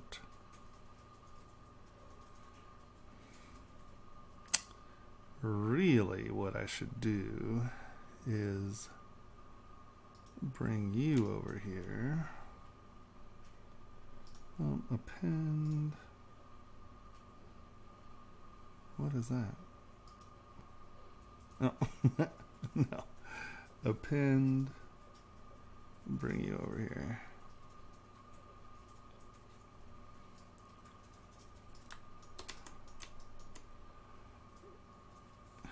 And we should just work on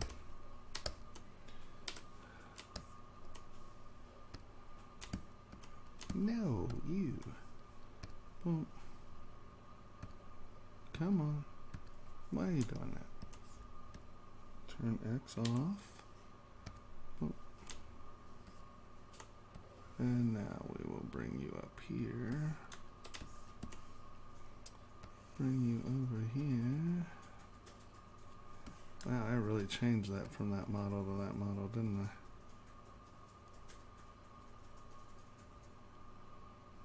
Let's see.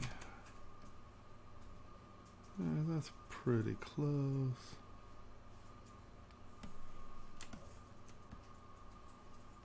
Let us bring that out. See, I want a model with subdivision levels to work on. Let's turn X on. Let's bring her wings out to where her wings are.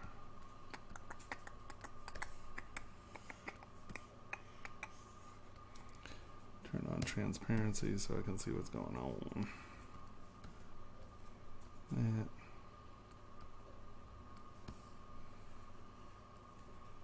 Comes out.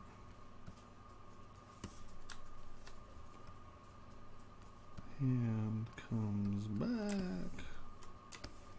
Wow, look at that. That's dramatically different.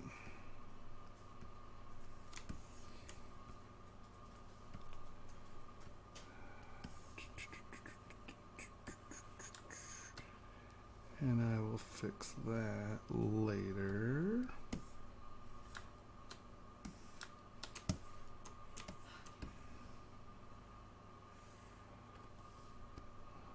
Kinda get in there.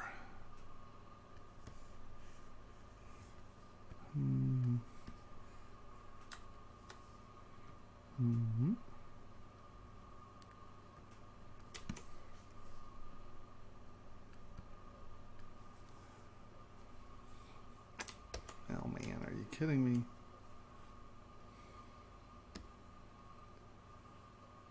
That's annoying. This one, see, where are my models with my subdivision levels? See, I ran in there to find this model. And this model does not have its subdivision levels either. Pooh! Well, let's project this and just see what it does.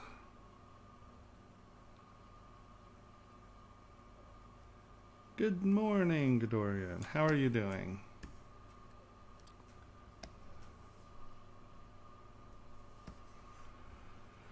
I'm trying to be clever here, and I think I'm kind of failing. All right, project all.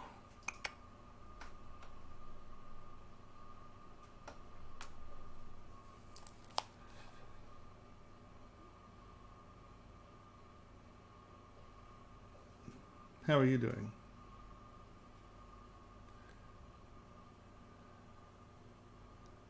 What is Amug?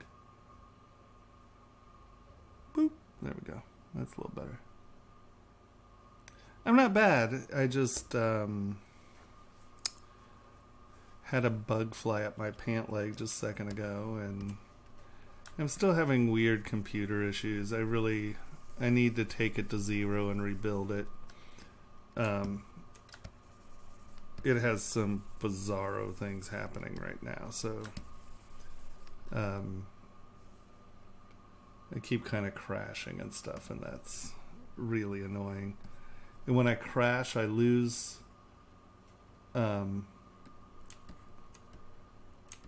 well, have a very good evening. And like I said, if you ever have any questions, just Skype me and yell. I'm pretty open to helping get people sorting their stuff out. If I could only sort my stuff out, we'd be batting 1,000, right? I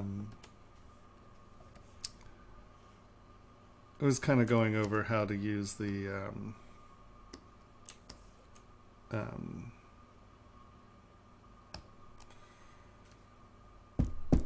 Sculptus Pro after you decimate again.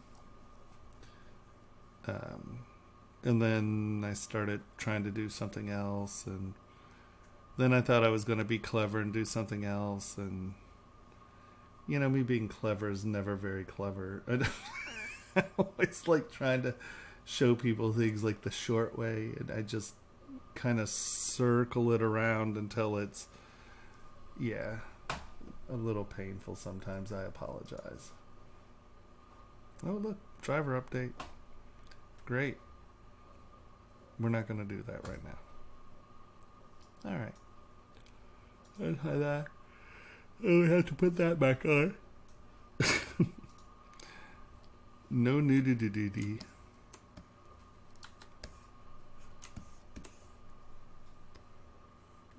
Okay, this all got weird. Yeah. See how projecting can be bizarre. I don't know what I think. I think we are going to try to... Okay, let's delete that. That's just annoying. I don't have the patience to play that game right now. We're going to go here. And we are going... This is the duplication. We are going to go W, Q, that one. We are going to go here. We are going to go remesh by ZRemesher. I think that was too high. Let's bring this down to 11,000. All right. Yes, I crashed earlier, and when I crash, like when it does that weird memory freeze gurky thing, it seems to break the right channel. And I can try, hold on, let's go back in here and see while we're waiting for a second, because that's doing that. Let's drag this down here actually. Okay, hold on, let me audio input capture settings.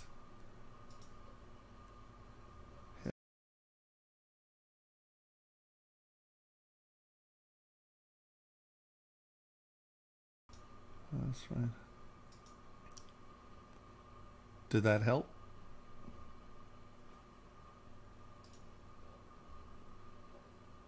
Did that work?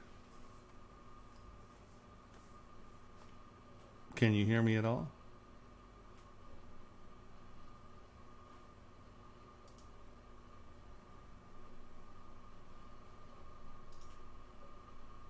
Yeah. How is the remesh by ZRemesher different from the ZRemesher? It's not. It's just a way where you can control. This is actually poly count, where the ZRemesh is more a percentile sort of thing. It's just so everything's all in one place. Sorry. I would have to reboot the computer, and we all know that that takes me 15 minutes because I have like 20 terabytes of drives. Actually, I think I probably have more than that. Actually, I probably have a lot. Let's see.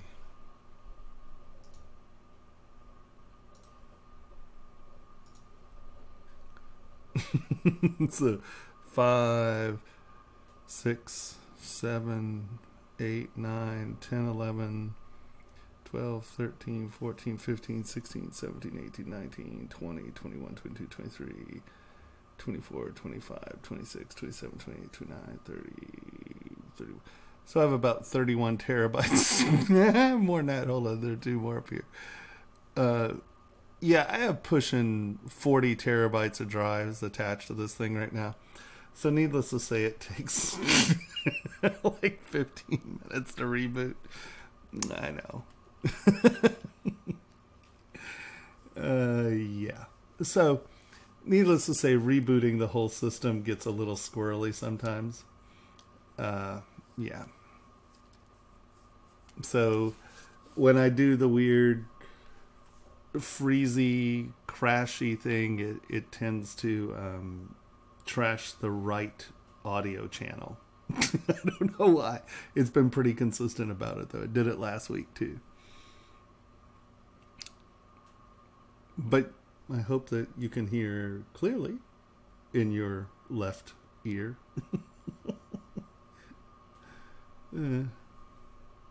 Well, don't feel bad. I completely lost my headphones. I'm really depressed about that. I don't know what I did with them. Yeah, it's not the C drive that's my issue. It's the 40 terabytes of other drives attached to it that it tries to re-index every time it boots up, or whatever the hell it does. Don't get freezy on me. You keep working over there. I didn't make you work hard. Everybody gets to wait a minute. Yeah, if I could get... The problem is that I'd need a big SSD. I don't know if it's indexing or not. It takes forever.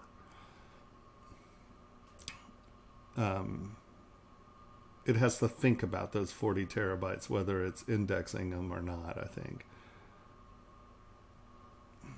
Is that moving? Okay, it's right there.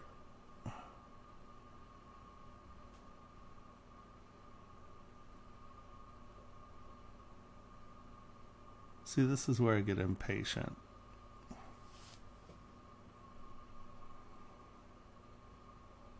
You can do it. Because I'd like to work on this model, actually.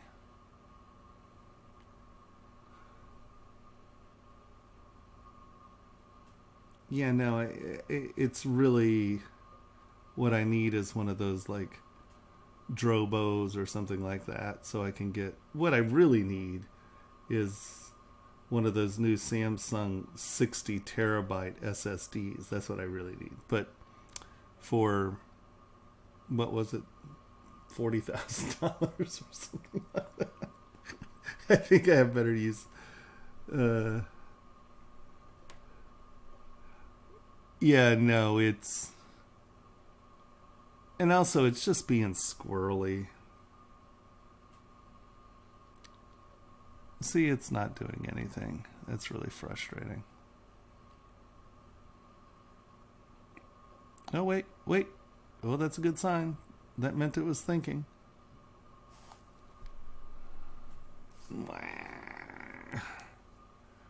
It's so frustrating.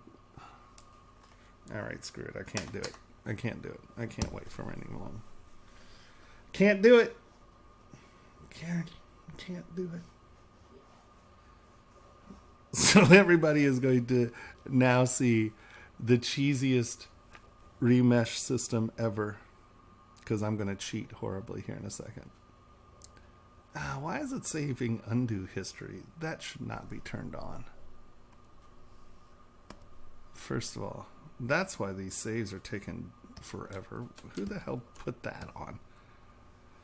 Okay, let's drop that. Let's come over here and look at our mesh. Let's go to clay tubes.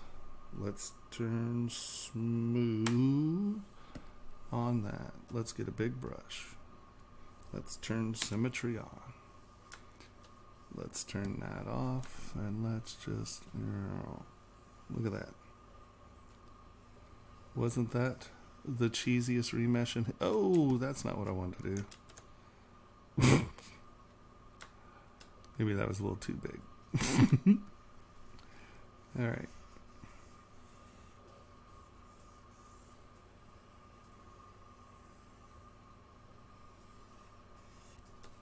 Avoid those suckers. We don't want that. Holy Hannah. All right. All right. Well, at least that's taken us down to about 100,000. That's a little better.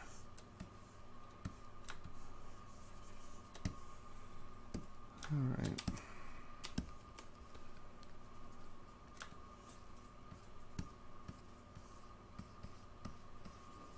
Alright.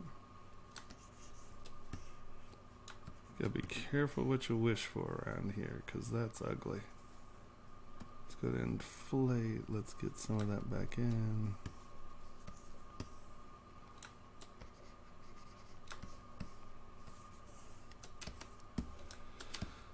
All right, I think that got rid of most of our detail stuff, didn't it?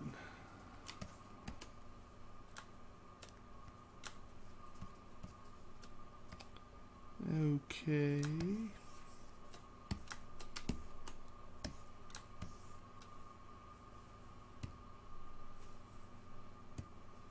Okay. So now we divide.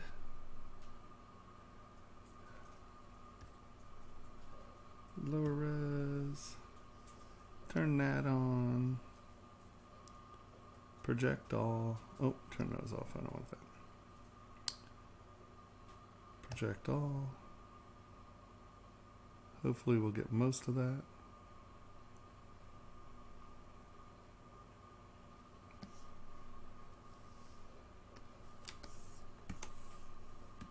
Okay. Not bad. Divide. Ugh.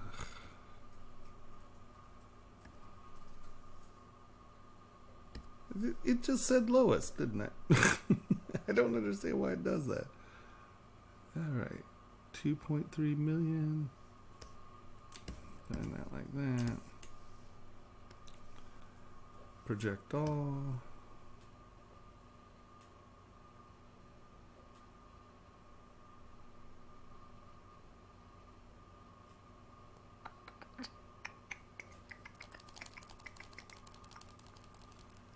They're not.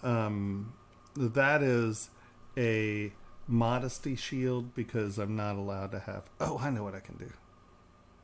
A modesty shield? I can't have nudity. But I think that I can probably get away with. Okay, everybody close their eyes. I can probably get away with band-aids, right? Did Twitch somehow knew that you had nipples? There we go. Okay.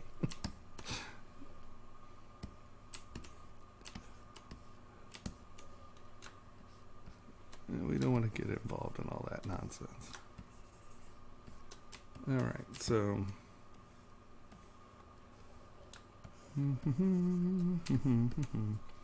See, but it's still crap geometry. That's really annoying. See, I mean, their little triangles are fine and dandy, but it does not give you nice quad geometry to sculpt on. It frustrates me a wee bit.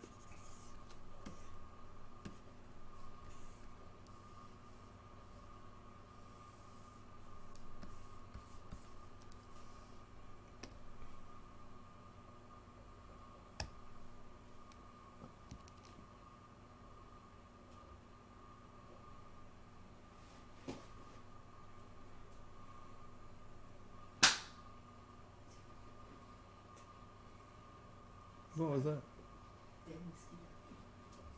I'm telling you, if there's a mosquito in the nation, it will find me.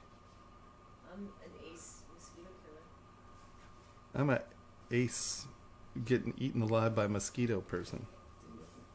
No, if from when I was in Vermont, from walking from the store up to the house I was staying at. Yeah. Like maybe a mile, a little, maybe less than a mile. I had 15 mosquito bites on my head. Yeah. It sucked. Yeah, no nudity, I guess, is my issue. Divide. And we're not going to project all of this. Okay, everybody close your eyes. I got to repasty. Okay. There we go.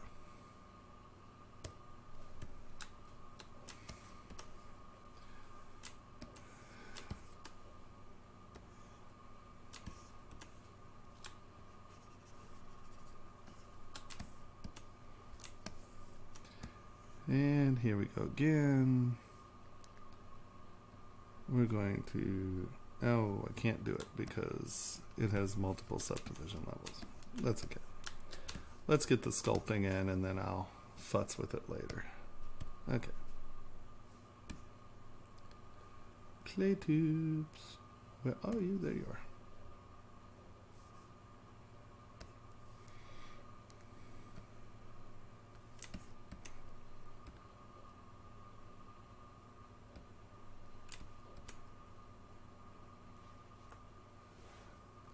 Well, and that's why I pasted over it, right?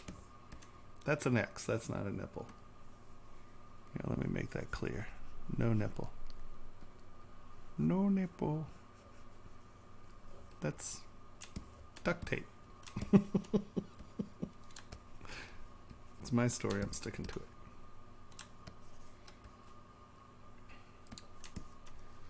Alright, let's see what we've got here. Now see, this right here is why I don't like blocking up with this geometry, right? See how you get the stars? And what it does is it does not allow you to carry that out. Frame. Where you frame. So I will just work on the body of this one. And then I'll just project it to the other one later.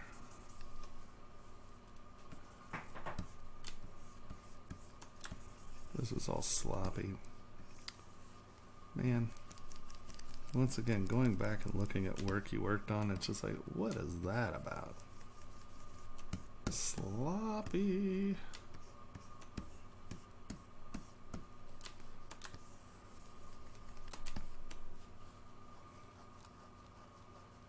Right? And when it's really cold, they can cut glass. That's why you can't take nipples on airplanes.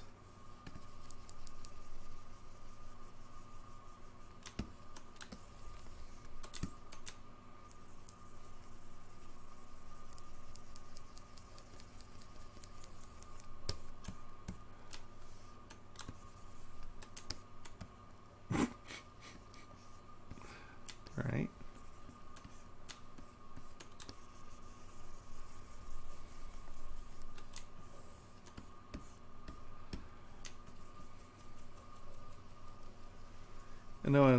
I know a lot of people are super excited about the Sculptress Pro for the block up stuff, but I really, really, really prefer to use it as a post modeling thing.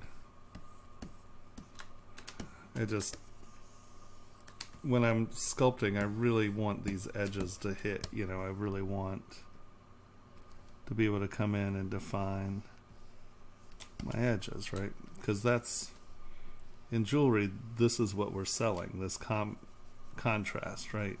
And that edge really shows you where light is. When you come over here, frame, boop, and you're just dealing with, you know, that, right? It's crappy geometry. Lower res, lower res, lower res. Alright, that's 93,000. Okay, so I'm going to try this one more time. Delete higher.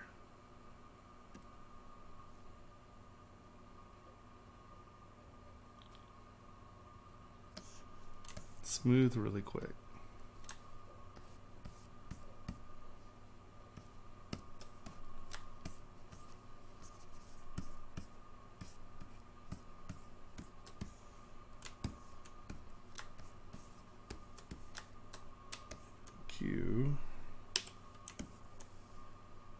I know, if I had just waited.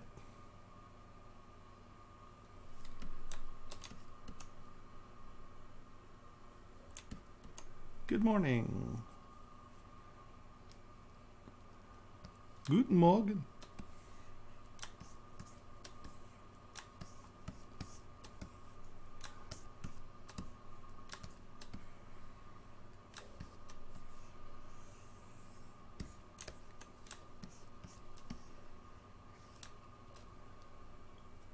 It's like, I wonder if anyone's in Singapore. Have the two ding-dongs decided to nuke us yet? Look at those two dorks. I swear to God. Okay, what do we have here? Okay. W. Remesh by ZRemesher. We're going to try this one more time.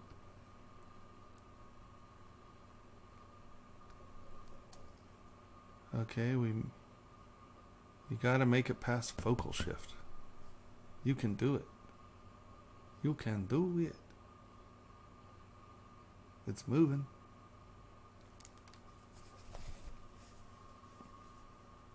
Come on, you can do it. Oh, one more. Make it past focal. That's where it froze last time. I don't know.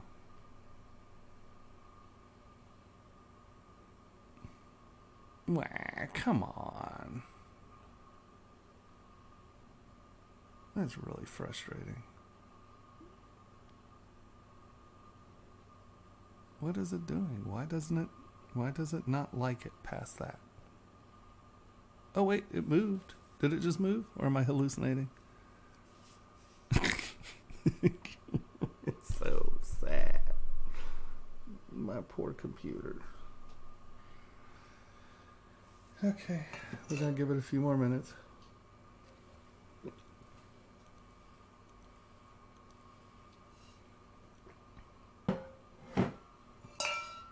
Oh, yeah, don't even, it's tragic.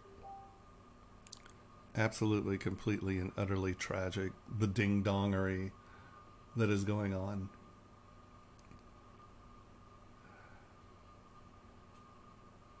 Every day I wake up and I kind of browse the news and I just want to stab my eyes out with my thumbs.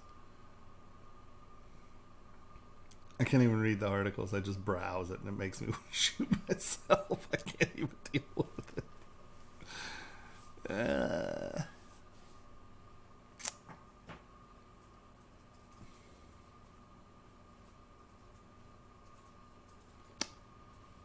Did you check Skype Olga?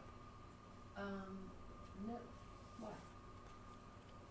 Can you just Skype Olga? Just tell her that if you can get a hold of her, just tell her that I'm needing to deal with them. Okay. That I have to sort a bunch of crap out. And my computer was toast. Or, yeah. My ZBrush license is toast on my other machine. Okay, so we're running into the same issue. I don't know why it's freezing here. Escape. Well, shocking. Why don't you save? You turd.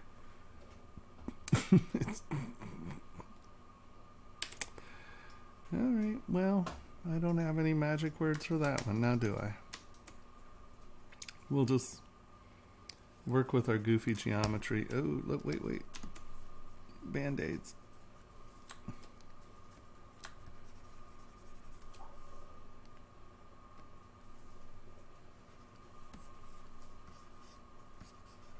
It's a halter top. There.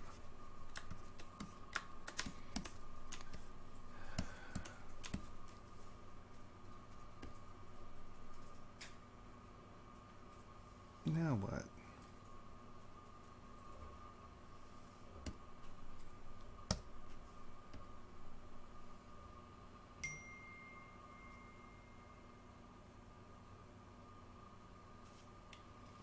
Shinya Takahashi. You want to make a friend with ZBrush? You can do that.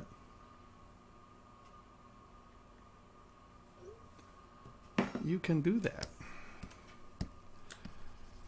So for some reason this model just does not want to deal with that. I apologize.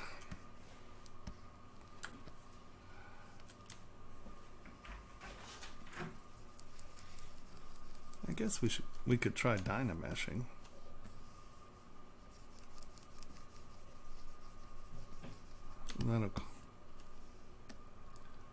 Let's go here. Undo.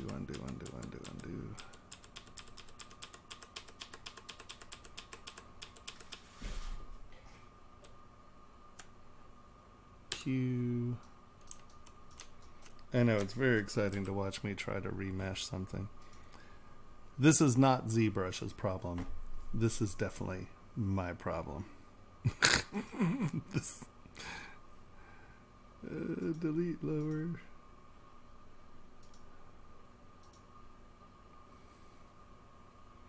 Let's go, what, about 10,000. All right, see if that'll do it. Wish Twitch would just add an option, add adult streams. Well, I think it's also more pixelogic as well, because I mean, in a lot of ways, it's an all-age thing. You know, I think they're trying to. Yes, this will be for. Whoa. Well. All right, maybe that wasn't quite enough geometry. Let's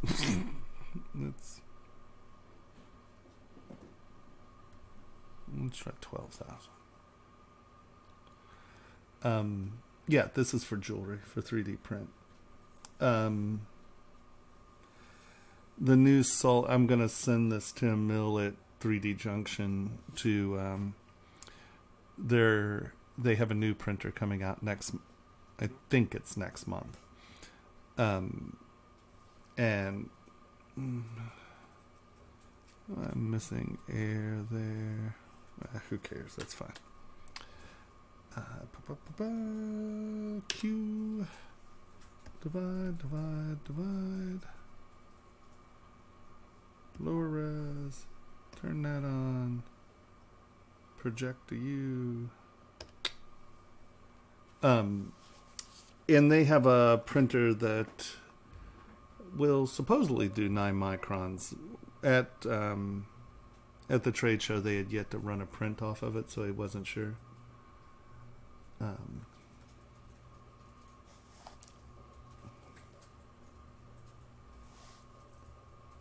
Why, thank you.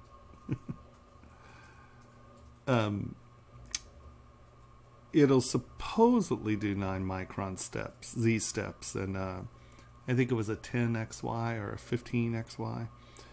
So I'm going to redo this ring for that, and I'm just having remeshing issues, as we can see, but that's okay. I just want to sculpt on this base a little,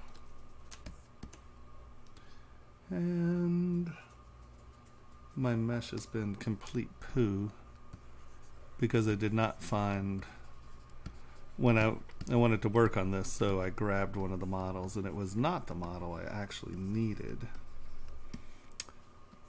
But we have made do with most of the points I wanted to make with this model. But there's project all.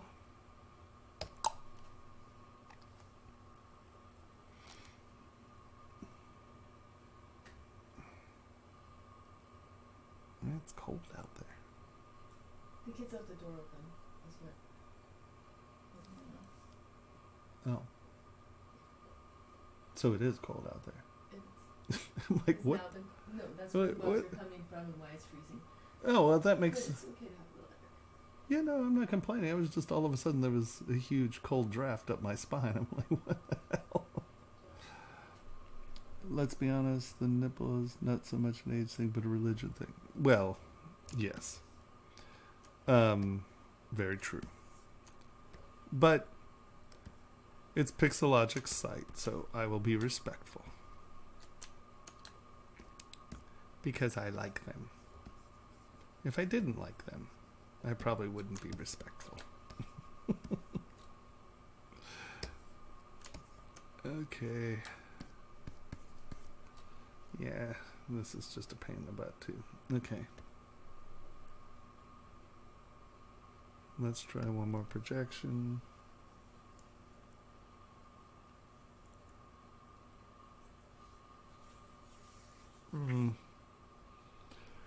It's sad. It looks like Hey, yeah, excuse me. Looks like I'm going to have to go find an older model that actually has good parts and reproject her to this. Is that projecting? It's working on it. Okay. Wah. Wah.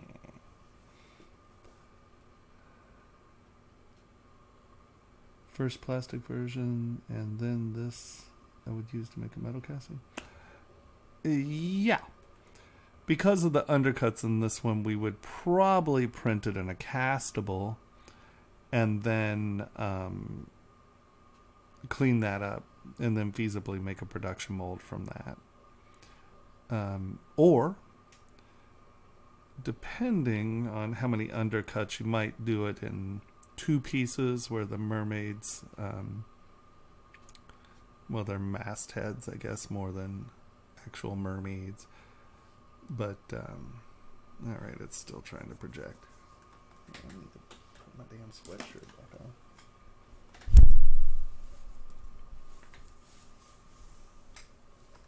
I'm bald. Cold breezes are a big deal.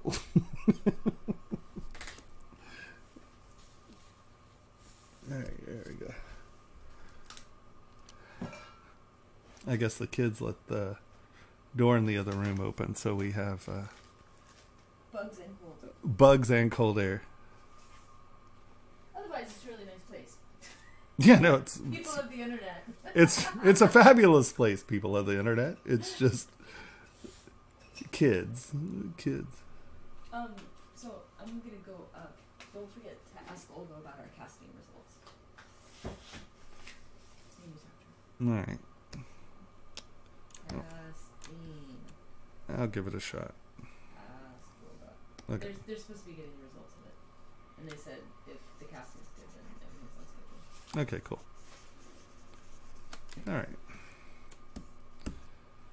Now, do I have enough geometry to actually sculpt on this rascal? A little bit. A little bit. See that? Hmm. Does that help? Not really. I'll totally forget. No, you can put it right here in the middle of the screen and my poor brain won't. That's why I need my watch. Have you seen my Apple Watch? No. I don't know where that went either. I'm a mess.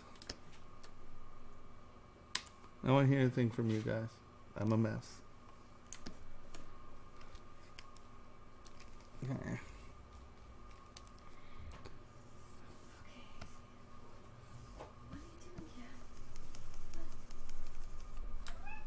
Causing grief. We went outside. Forget it, man.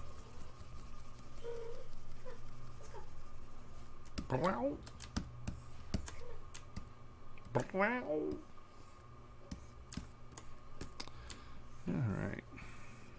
You want me to pose it? Yeah.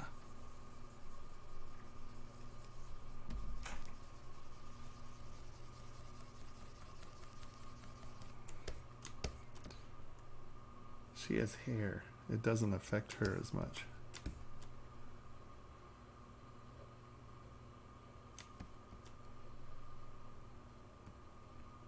Well, smallest Z step. And actually, it bottoms out at 10 microns most of the time. It depends on the material. Or 25 microns. There may be a material that it'll Z-step to 10, but for the most part, it's a 25 micron. And to be deadly honest, for the most part, you don't need anything more than 25 microns. If it's a true 25 by 25 microns. But I think that Formlabs is a 25 micron Z-step, but it is it's either Moonbeam's 125 and they're a 75 XY, I think. So, you know, it's still I mean, they're prosumer machines, you know. I mean, it's not like you're not going to compare it to a SolidScape as far as resolution and stuff.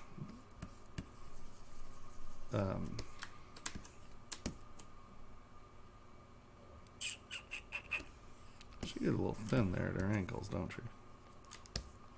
At her flipper. Let's fill this in a little.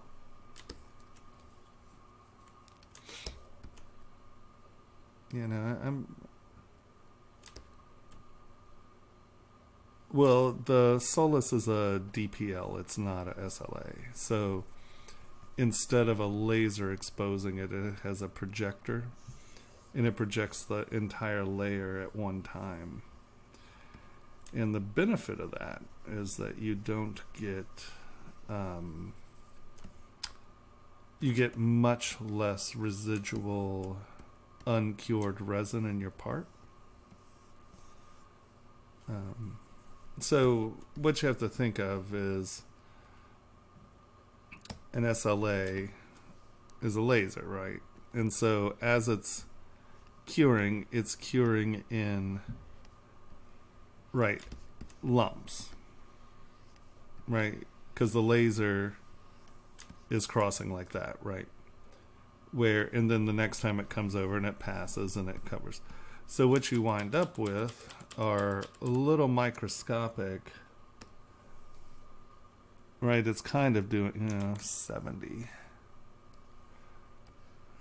There's got to be a middle ground here. So it comes in and exposes, right? Laser beam, laser beam, laser beam, laser beam. So you have these little areas that are not 100% cured, because unless you're running your laser path where it's crossing at the half, right? So if it's doing this and then this and then this, but as you can see, that would take quadruple the time.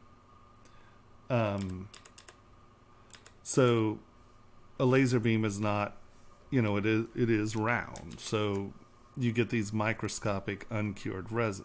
And so as this is happening, right, the next round, you get these little micro pockets of uncured resin. And so what happens is, if you do not cure this really well using heat, and let this gas out, it gases out and it attacks the investment, so the plaster that you're putting this in. And that's why you get the weird, like, onion peely or orange peely, where the DPL, it doesn't lay it out like that. It exposes the whole profile, right? So there aren't the little microscopic pockets. So you have far less uncured resin in the DPL than you do in the laser. The other thing about the Form 2 is that instead of being a scanning laser, it's a tilting laser, right? It has its gimbal, and the laser tracks the path, right? So the only issue with that is, as you're getting out here on the edges, you're starting to get just a little bit of parallax as you're printing, right? And so if you're doing big, tall prints, you'll wind up with a slight curve. And actually, it's curving off. So that's another advantage of a DPL printer, or DLP, whatever the hell it is. You wind up with easier models to cure, if that makes any sense. Well, here we can look at this. Dun, dun, dun, dun, dun,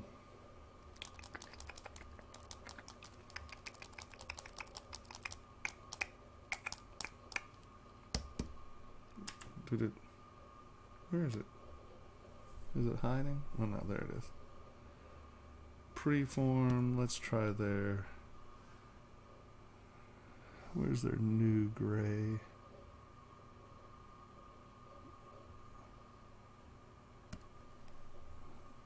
Yeah, 25 microns.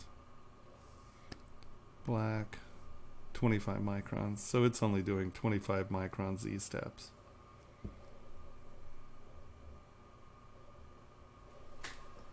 There really isn't an...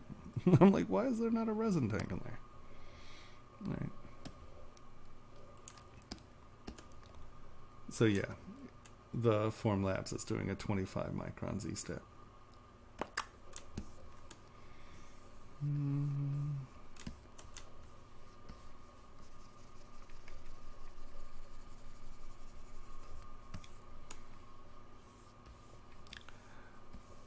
But your XY is really what allows you subtle surface detailing.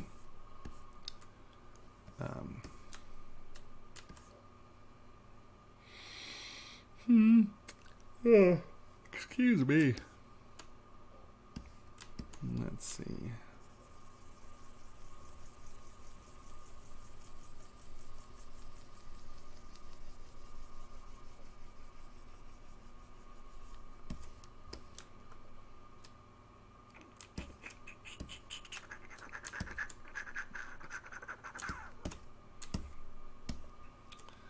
That noise. No, it's a great, I mean, you know, like I said, most people don't need 25 microns, to be deadly honest.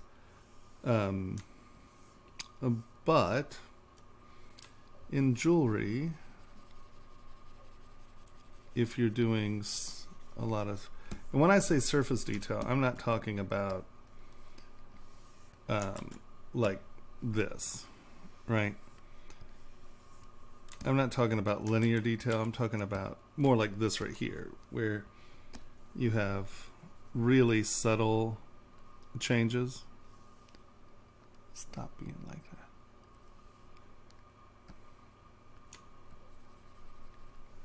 Right, where it's these subtle, really nice, low, subtle surface transitional things. This stuff is hard to print. If you're just drawing lines in, you know,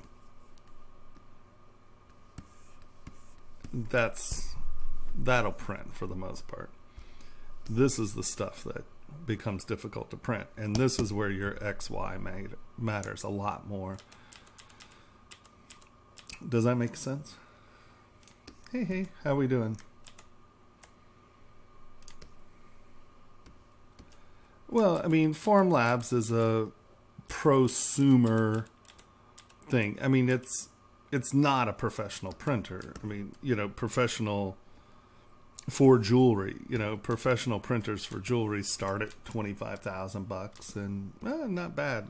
I'm getting a little tired. I got up early today, unfortunately. You know, SolidScape, I think you can get into an early SolidScape for like $26,000. EnvisionTex, their desktops start at like 20. 3D Systems now has a desktop that, and when I say desktop, I mean like an answer to the Formlabs. I think they're, what is it called?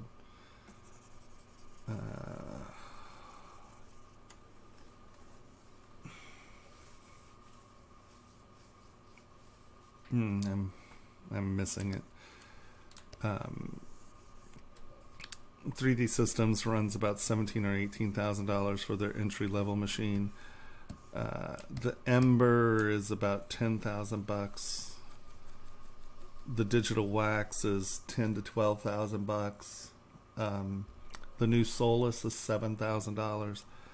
And those are entry-level machines. I mean, the big 3D Systems and the big EnvisionTex are, you know, they start at $200,000.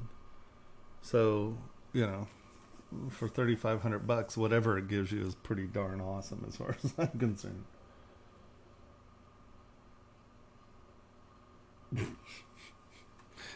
You know, managing your expectations of what you get, and also managing your needs. You know, a lot of people don't need incredibly super high detailed printers because, you know, for the most part, most people design stuff that is not very sculptural. It's kind of boring. It doesn't have surface detail. And you can get away with, you know, anything at that point. I mean, Tiffany's, for God's sake, could use any printer in the world because their stuff has no surface detail. If you're doing bridal, you know, stuff where it's pretty traditional jewelry, you don't need that resolution. I mean, let's face it, most of the CAD models these days are not very compelling. Sure as hell aren't very hard to print, you know. It's when you try to get lines like this onto something, that's when it becomes a real nightmare.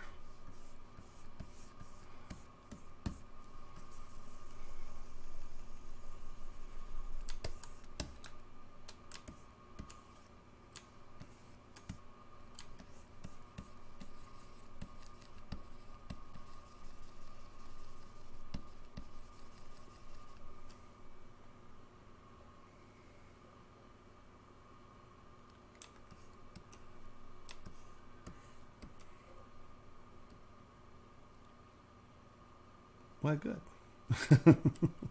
Thank you very much. I appreciate it. Now, I still, I mean, I look, but at the end of the day, the Mod Dirty Blue really is the best gauge of what you're going to wind up getting out of the machine. So, I mean, and, you know, he's a great guy. I like Michelangelo.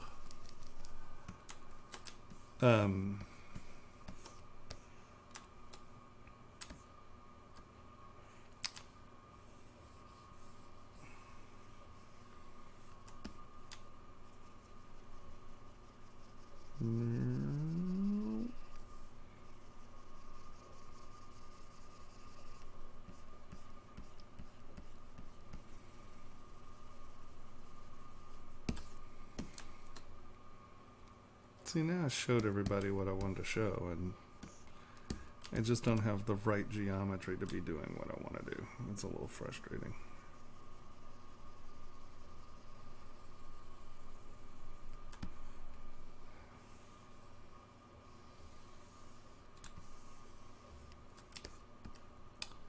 Very good, very good. How are you doing? Wah. I'm just going to sit here and fuddle futz with this. Let's see if there's something we could actually be working on. Hold on, let's give load tool, where is it? Desktop. Did I put it in here? Is this where? Yeah.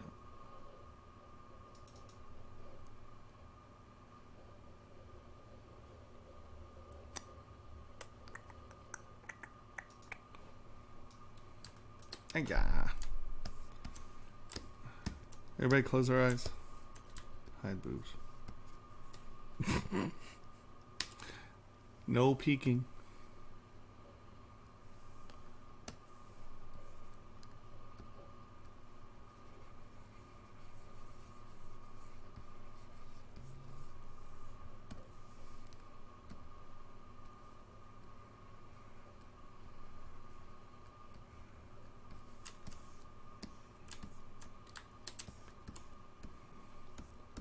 We'll give him,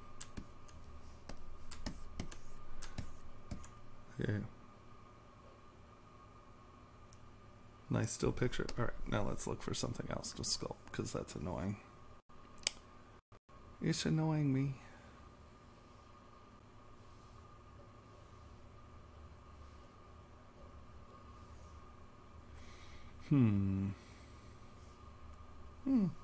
Let's look at Clappy Monkey.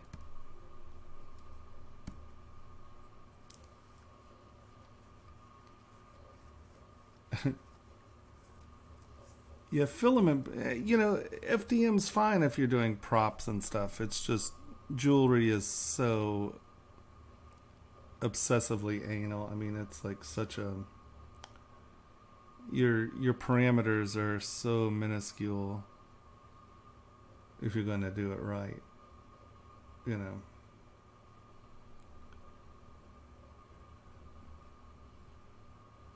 Yeah, OCD is definitely my problem. I'm definitely a little obsessive. Let's see.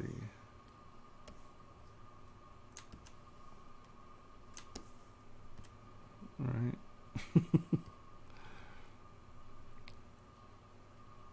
You know, once again, here we go. So even at 7 million polys, right? This is 7.6 million polys. You can see how you start to lose some of your mesh fidelity.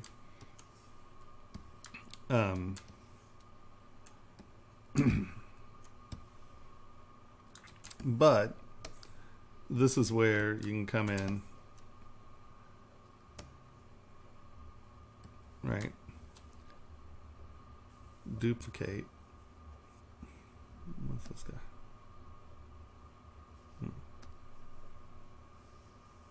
Duplicate. Let's bring him below the symbols just so we can show you. Duplicate. I have my custom set at 500,000. And so this is where I would do this. So I've sculpted to this point and I'm starting to lose mesh, you know, edge fidelity. And this is a large model, you know. If I divide this again, we get up into the 20, you know, 23, 25 million polys.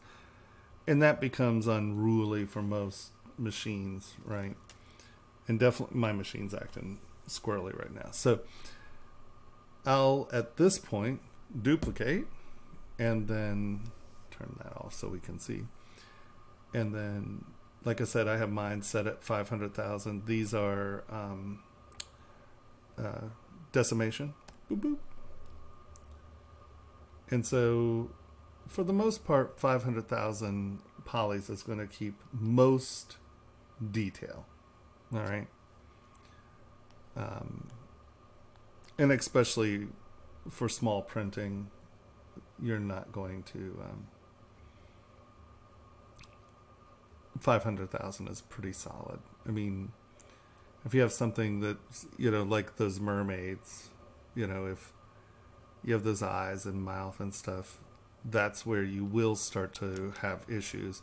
But now with the Sculptris Pro, this is where you can come in and really resolve those detail issues and not really jump your model back up into the ridiculous millions. You know, you can really do this post-processing step.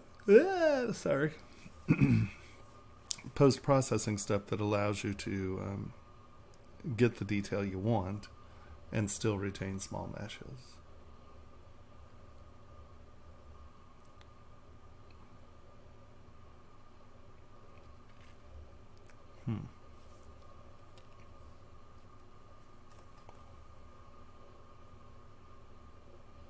Oh, this has student files in it. How funny.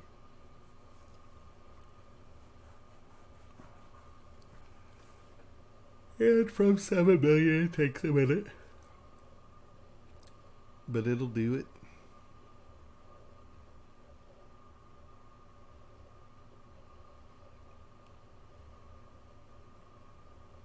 Yeah, I teach. Right now, I do live classes through, what's it called now? It was ZBrush Workshop, and then it was UArtsy, and now it is JewelryTech.co, I think. But I'm working on a modular system where we can have more than like the 12 or 13 students. And with the modules instead of live, you can work on the stuff at your own pace until you get to a certain area. Yeah. Oh yeah, no, it's super great, without a doubt. I mean, I pulled them out of the menus. I have them here so I can use them regularly.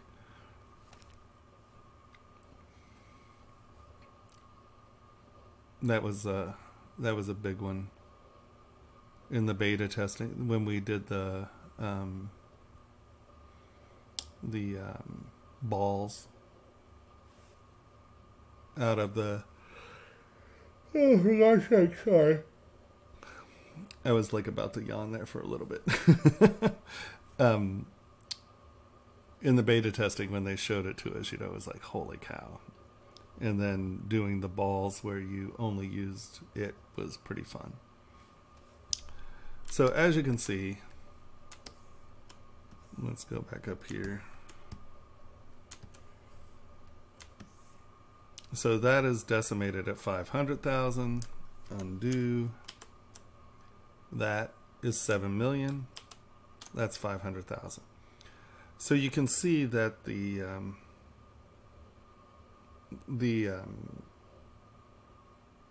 decimation algorithms are ridiculously wonderful. So this is where, okay, well, I want this to be super clean, right? I don't want this to be splotchy. This is something that's real important for me. Yeah, whatever. You know what I'm saying. So I will do this. Come back in. Pick my draw size. Make sure my shift has Sculptress Pro on. Oh, why does that? That's not what we're looking for. No. No. No.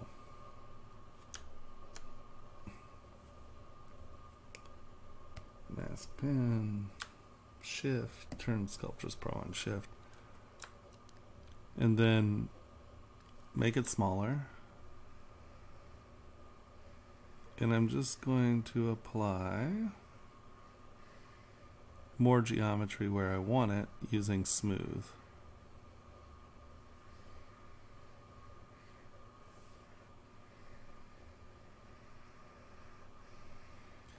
And why we duplicate is so, well, one, duplicate before you ever do big changes. You'll just wind up being a much happier person when you blow it and it blows up or it eats half of it or something like that. That you always have a nice clean copy.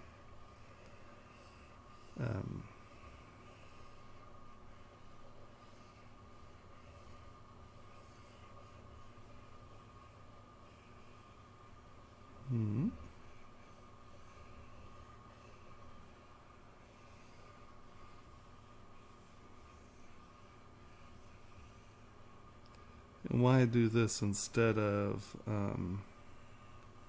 just using a tool?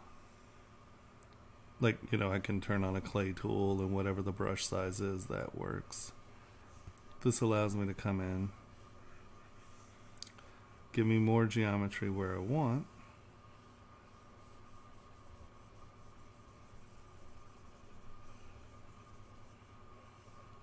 And in that decimation and smoothing process, we lose a little bit of mesh fidelity. But what we can do... Alright, so we have a lot more geometry right there. You can see we've only jumped about 100,000 polys. Come in here. Mask this rascal off. Let's make that just a touch bigger.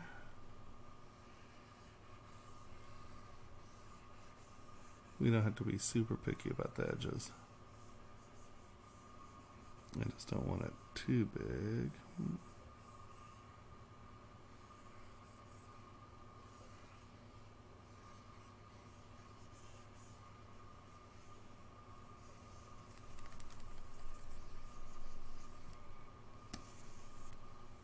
Flip. Turn this monkey back on. Project all.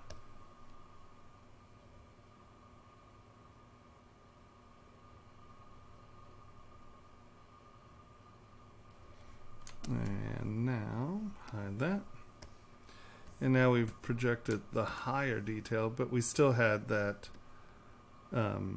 this tessellation from the older 7mm, right where it's 632.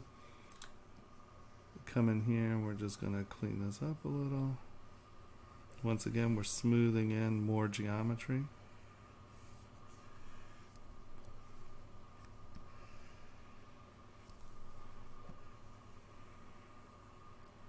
Because I want to get rid of that projection noise in my detail, and I'm also adding geometry to where I want detail. Right?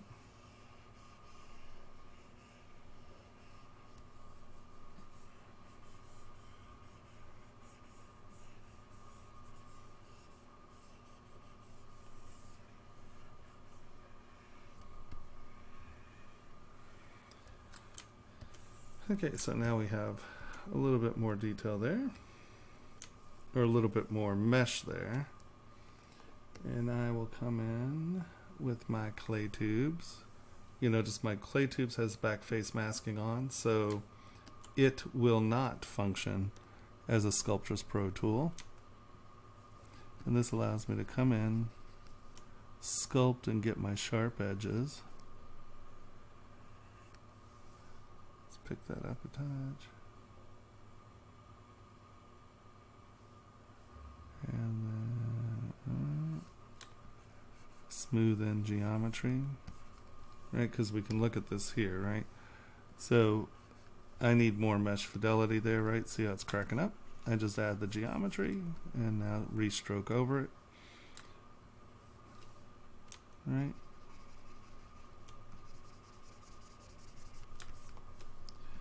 And so now, once again, we can get dramatically more minute detail with a mesh that has dramatically less geometry in it.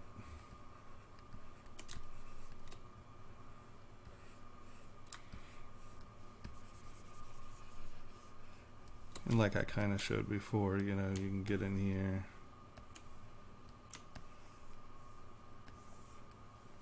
crank this down, crank that down.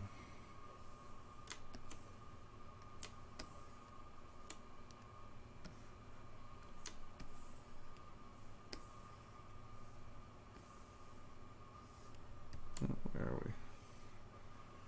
I got lost. There we are. Tap here. Get in here. Let's look.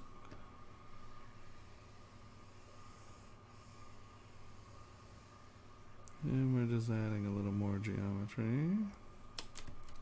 And now we're zooming in a little more. And we're going to add a little more geometry.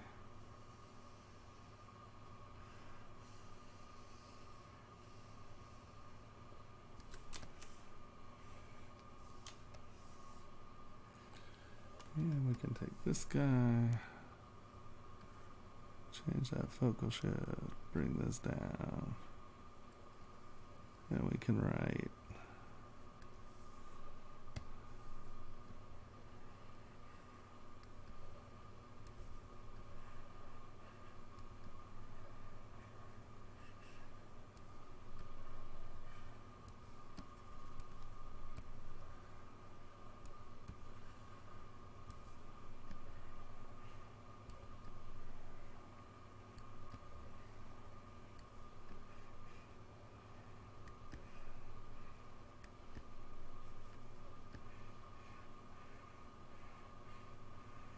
this is an eye.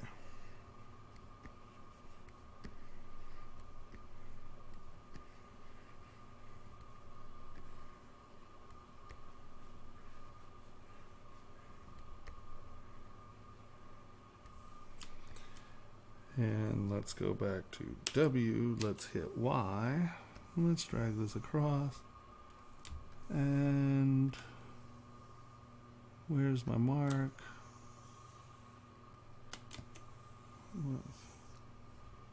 Zoom out, where's, oh, there it is. Okay, so that's 1/10 of a millimeter. Right? So, you know, that's what? Thousandths of a millimeter. Now, to be able to get that kind of resolution where you can, I mean, obviously, that's not printing, right? Yet. One day it will. We will get nano printers one day, but we do not have them yet. So, needless to say, that will never print. But what you have to wrap your head around, let's go back to this model. This is an evenly, no, not start. Let's go here. This, man, hide that. This is an evenly divided model, right? It's started with similar breakdown and then just divide it up to 7 million. Now, we start losing mesh fidelity at 7 million polys here, right? Well, here, we're only at 700,000, and I can write something that is microns high. But if you think about how much geometry you would need to evenly subdivide this model to this point, and this is what I think the real power of this tool is its ability to so, you know, have control over your mesh. Here, let's rise this up. We'll do that at 1. Right. And so I can come in here and really put some sharp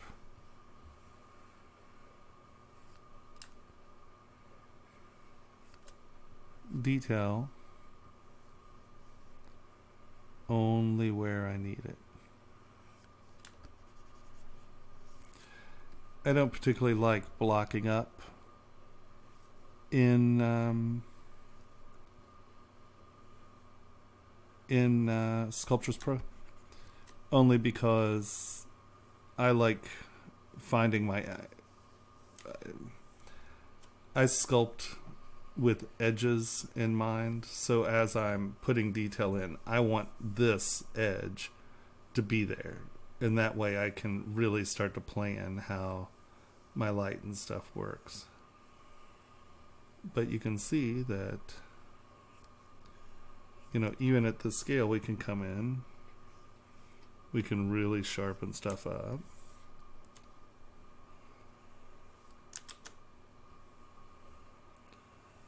And I'm not changing my mesh count dramatically.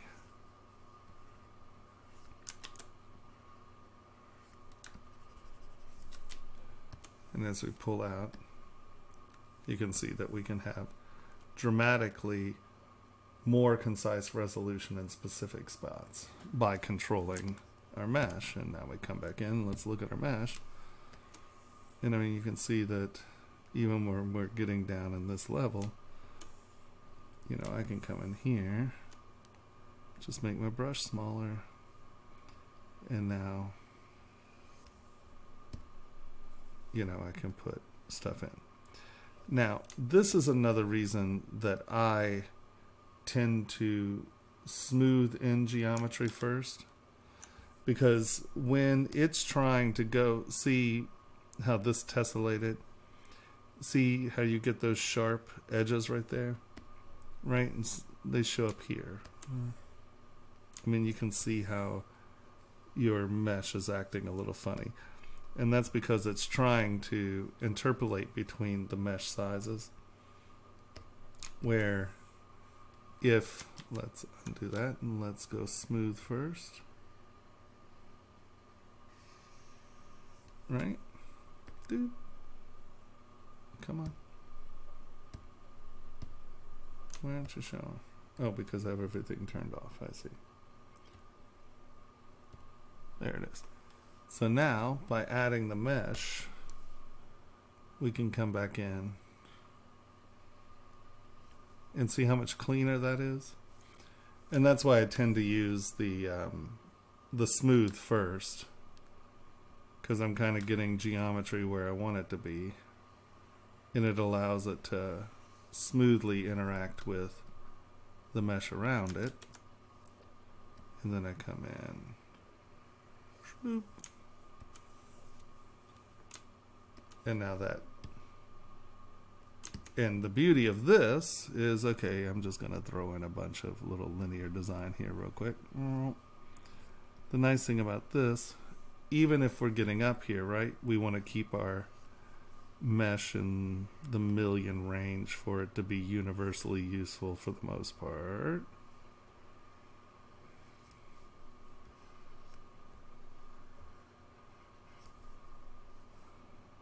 Oh, we're getting closer now.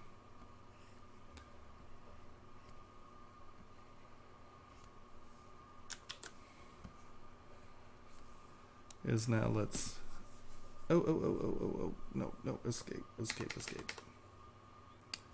You have to clear that mask, and now escape. There we go. Clear the mask. Now do it. Boop. And now with more geometry there, after your second decimation, it's only going to have to try to add this little bit amount, right? It's only trying to add up a few 100,000 polys in, as opposed to the millions of polys coming in. So we're at 500,000, and now look at how much cleaner that is, right? I mean, those linear details are there. So, you know, look right there. It's much sharper and crisper. So that's really, there it is. That's your process. What time is it? It's 12:30. All right. Are there any particular questions or anything before I wrap up and take a nap?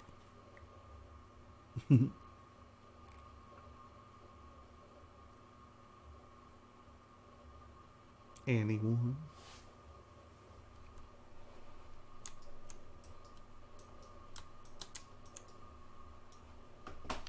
Clappy monkey, whoop whoop.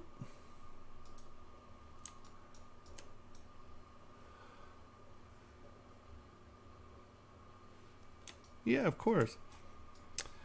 I really want to start streaming more, but it's impossible for me to get.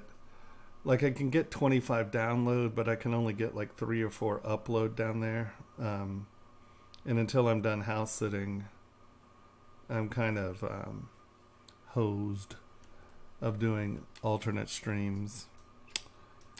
All right, let's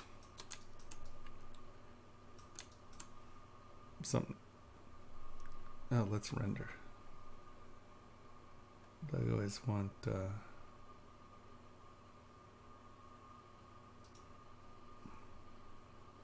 no external render, key shot.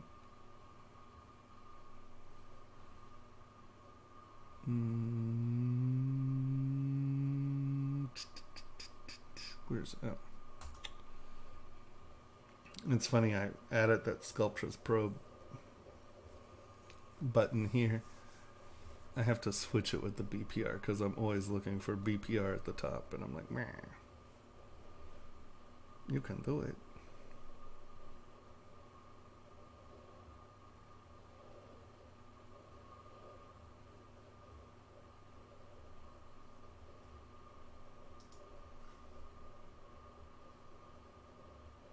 They always ask us to put a rendering up, and I'm always like, meh.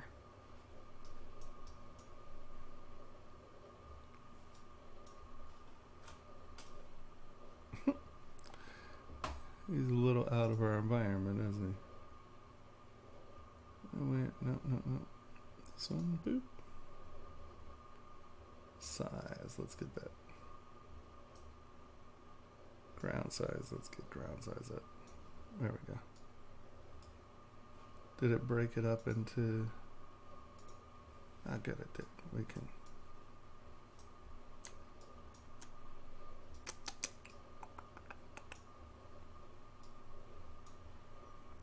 Tumble.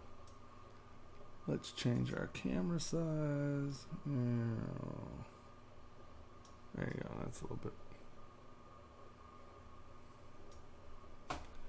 Materials. Metal.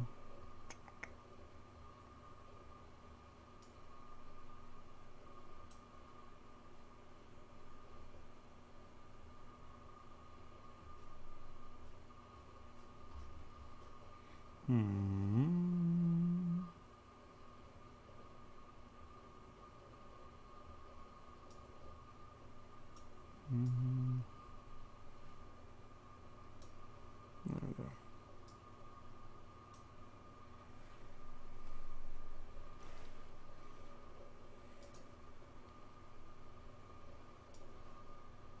Red leather clappy monkey.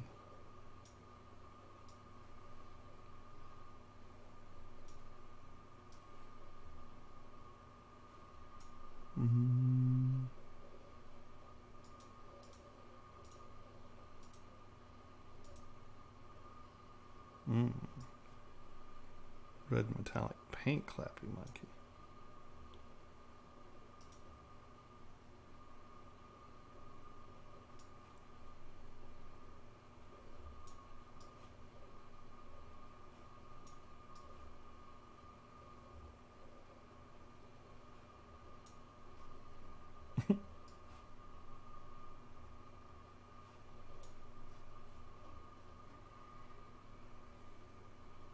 Ooh, wood clappy monkey.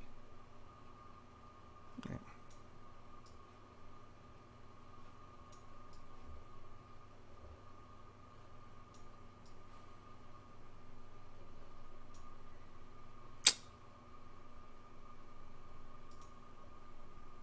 Clay clappy monkey.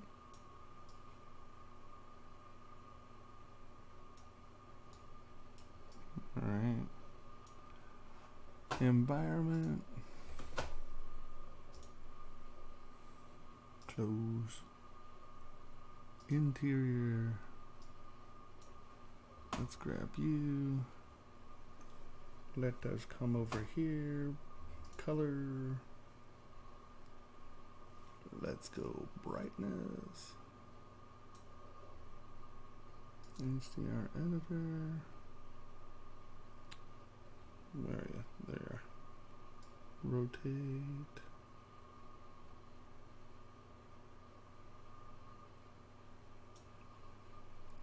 Contrast.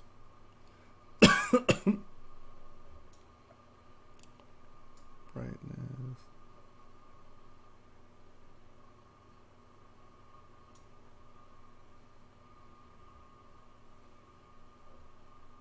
There we go.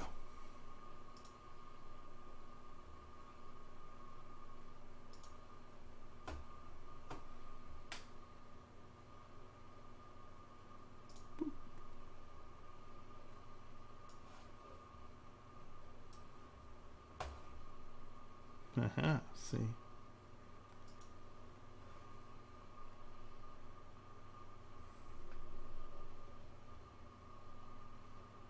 There we go.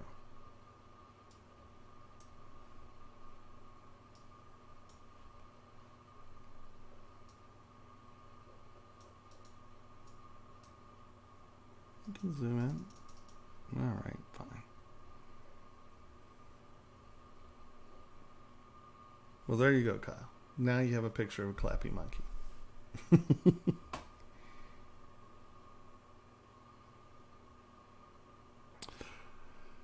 Okay. Wasn't that fun? That rendering's too small.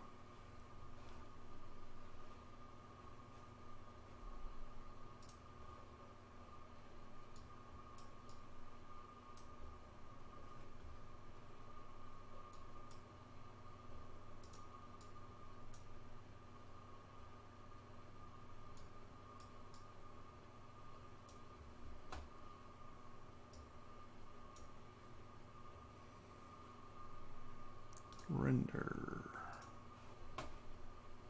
Where's my render page?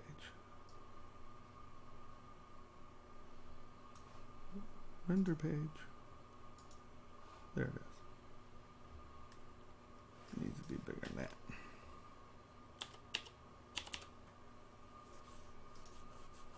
There. Render. That's better.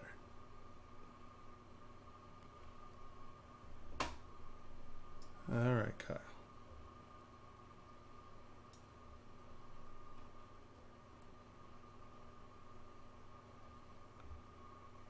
Green clay clappy monkey. Ta-da! Clappy chappy. All right, that's enough. Stop.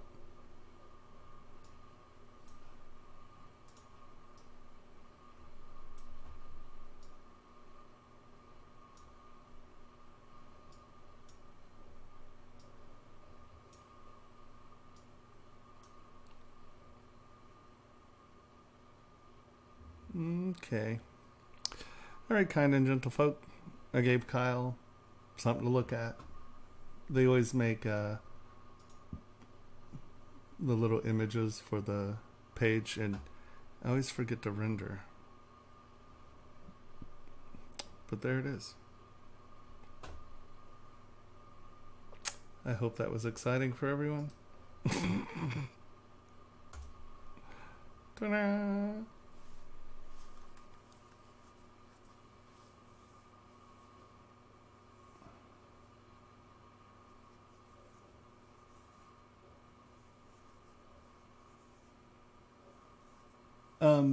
Well, like this, I don't think I have the block up of this. Let's see. No. Hold on, let's see. These are all saved fairly. Let's see if we have the block up of any of these guys. Frame. High res. No, I don't have the block up for any of these. But literally you can just start with you just start with a basic shape. Boop. You can go into ZModeler. Let's go Q. W. Turn this into a cube. Make it 0 edges.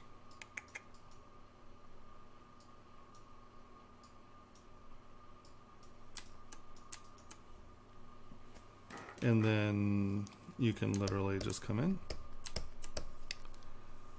go to ZModeler, insert. Where is? Go to Keymesh. Let's come down. Turn X on.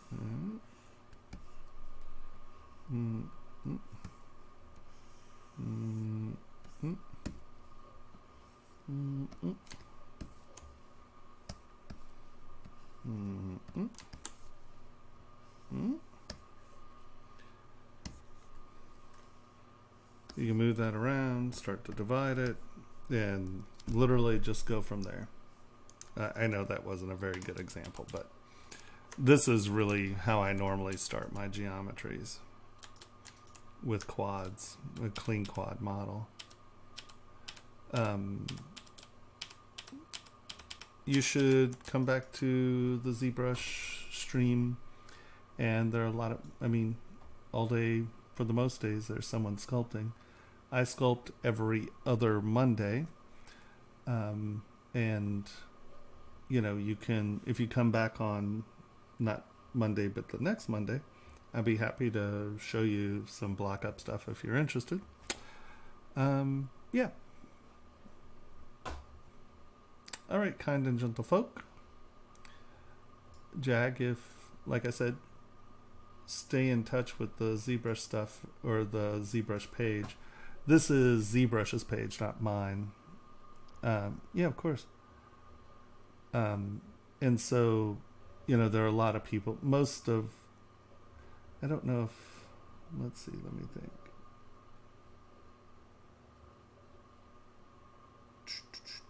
If you look at Shane Olson, he does a lot of stuff from the beginning.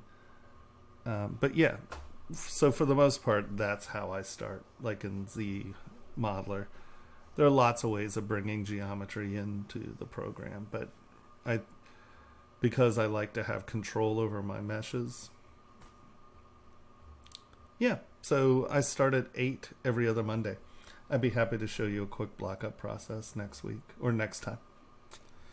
But I'm getting tired. I'm sorry. Normally I would, I usually stream longer, but I've been driving a couple hours to get up here for this, and it's getting rough. It's starting to take its toll on me. I'm getting old. I'm dying over here. All right, guys and gals. I appreciate you spending my time with me. Remember that there is a, hold on, let me grab this. Whoop. There's a free trial of ZBrush right here. This is ZBrushLIVE.com. This is the schedule of who's here during the week. Come watch everyone because there are some incredibly talented people here. Thanks to ZBrush. I always forget things. Oh, there's the wheelchair thingy-mabob. I don't have it in front of me. Usually I start it. There's is it here? Well, ZBrushers, if you go to pixelogic.com, there's the link to the wheelchair competition. Thank you, Carlos. Yeah, so I will see you guys and gals in a week, 2 weeks. And yeah, feel free to Skype me if anyone has any issues. Ta-da! All right, have a good one. Good night.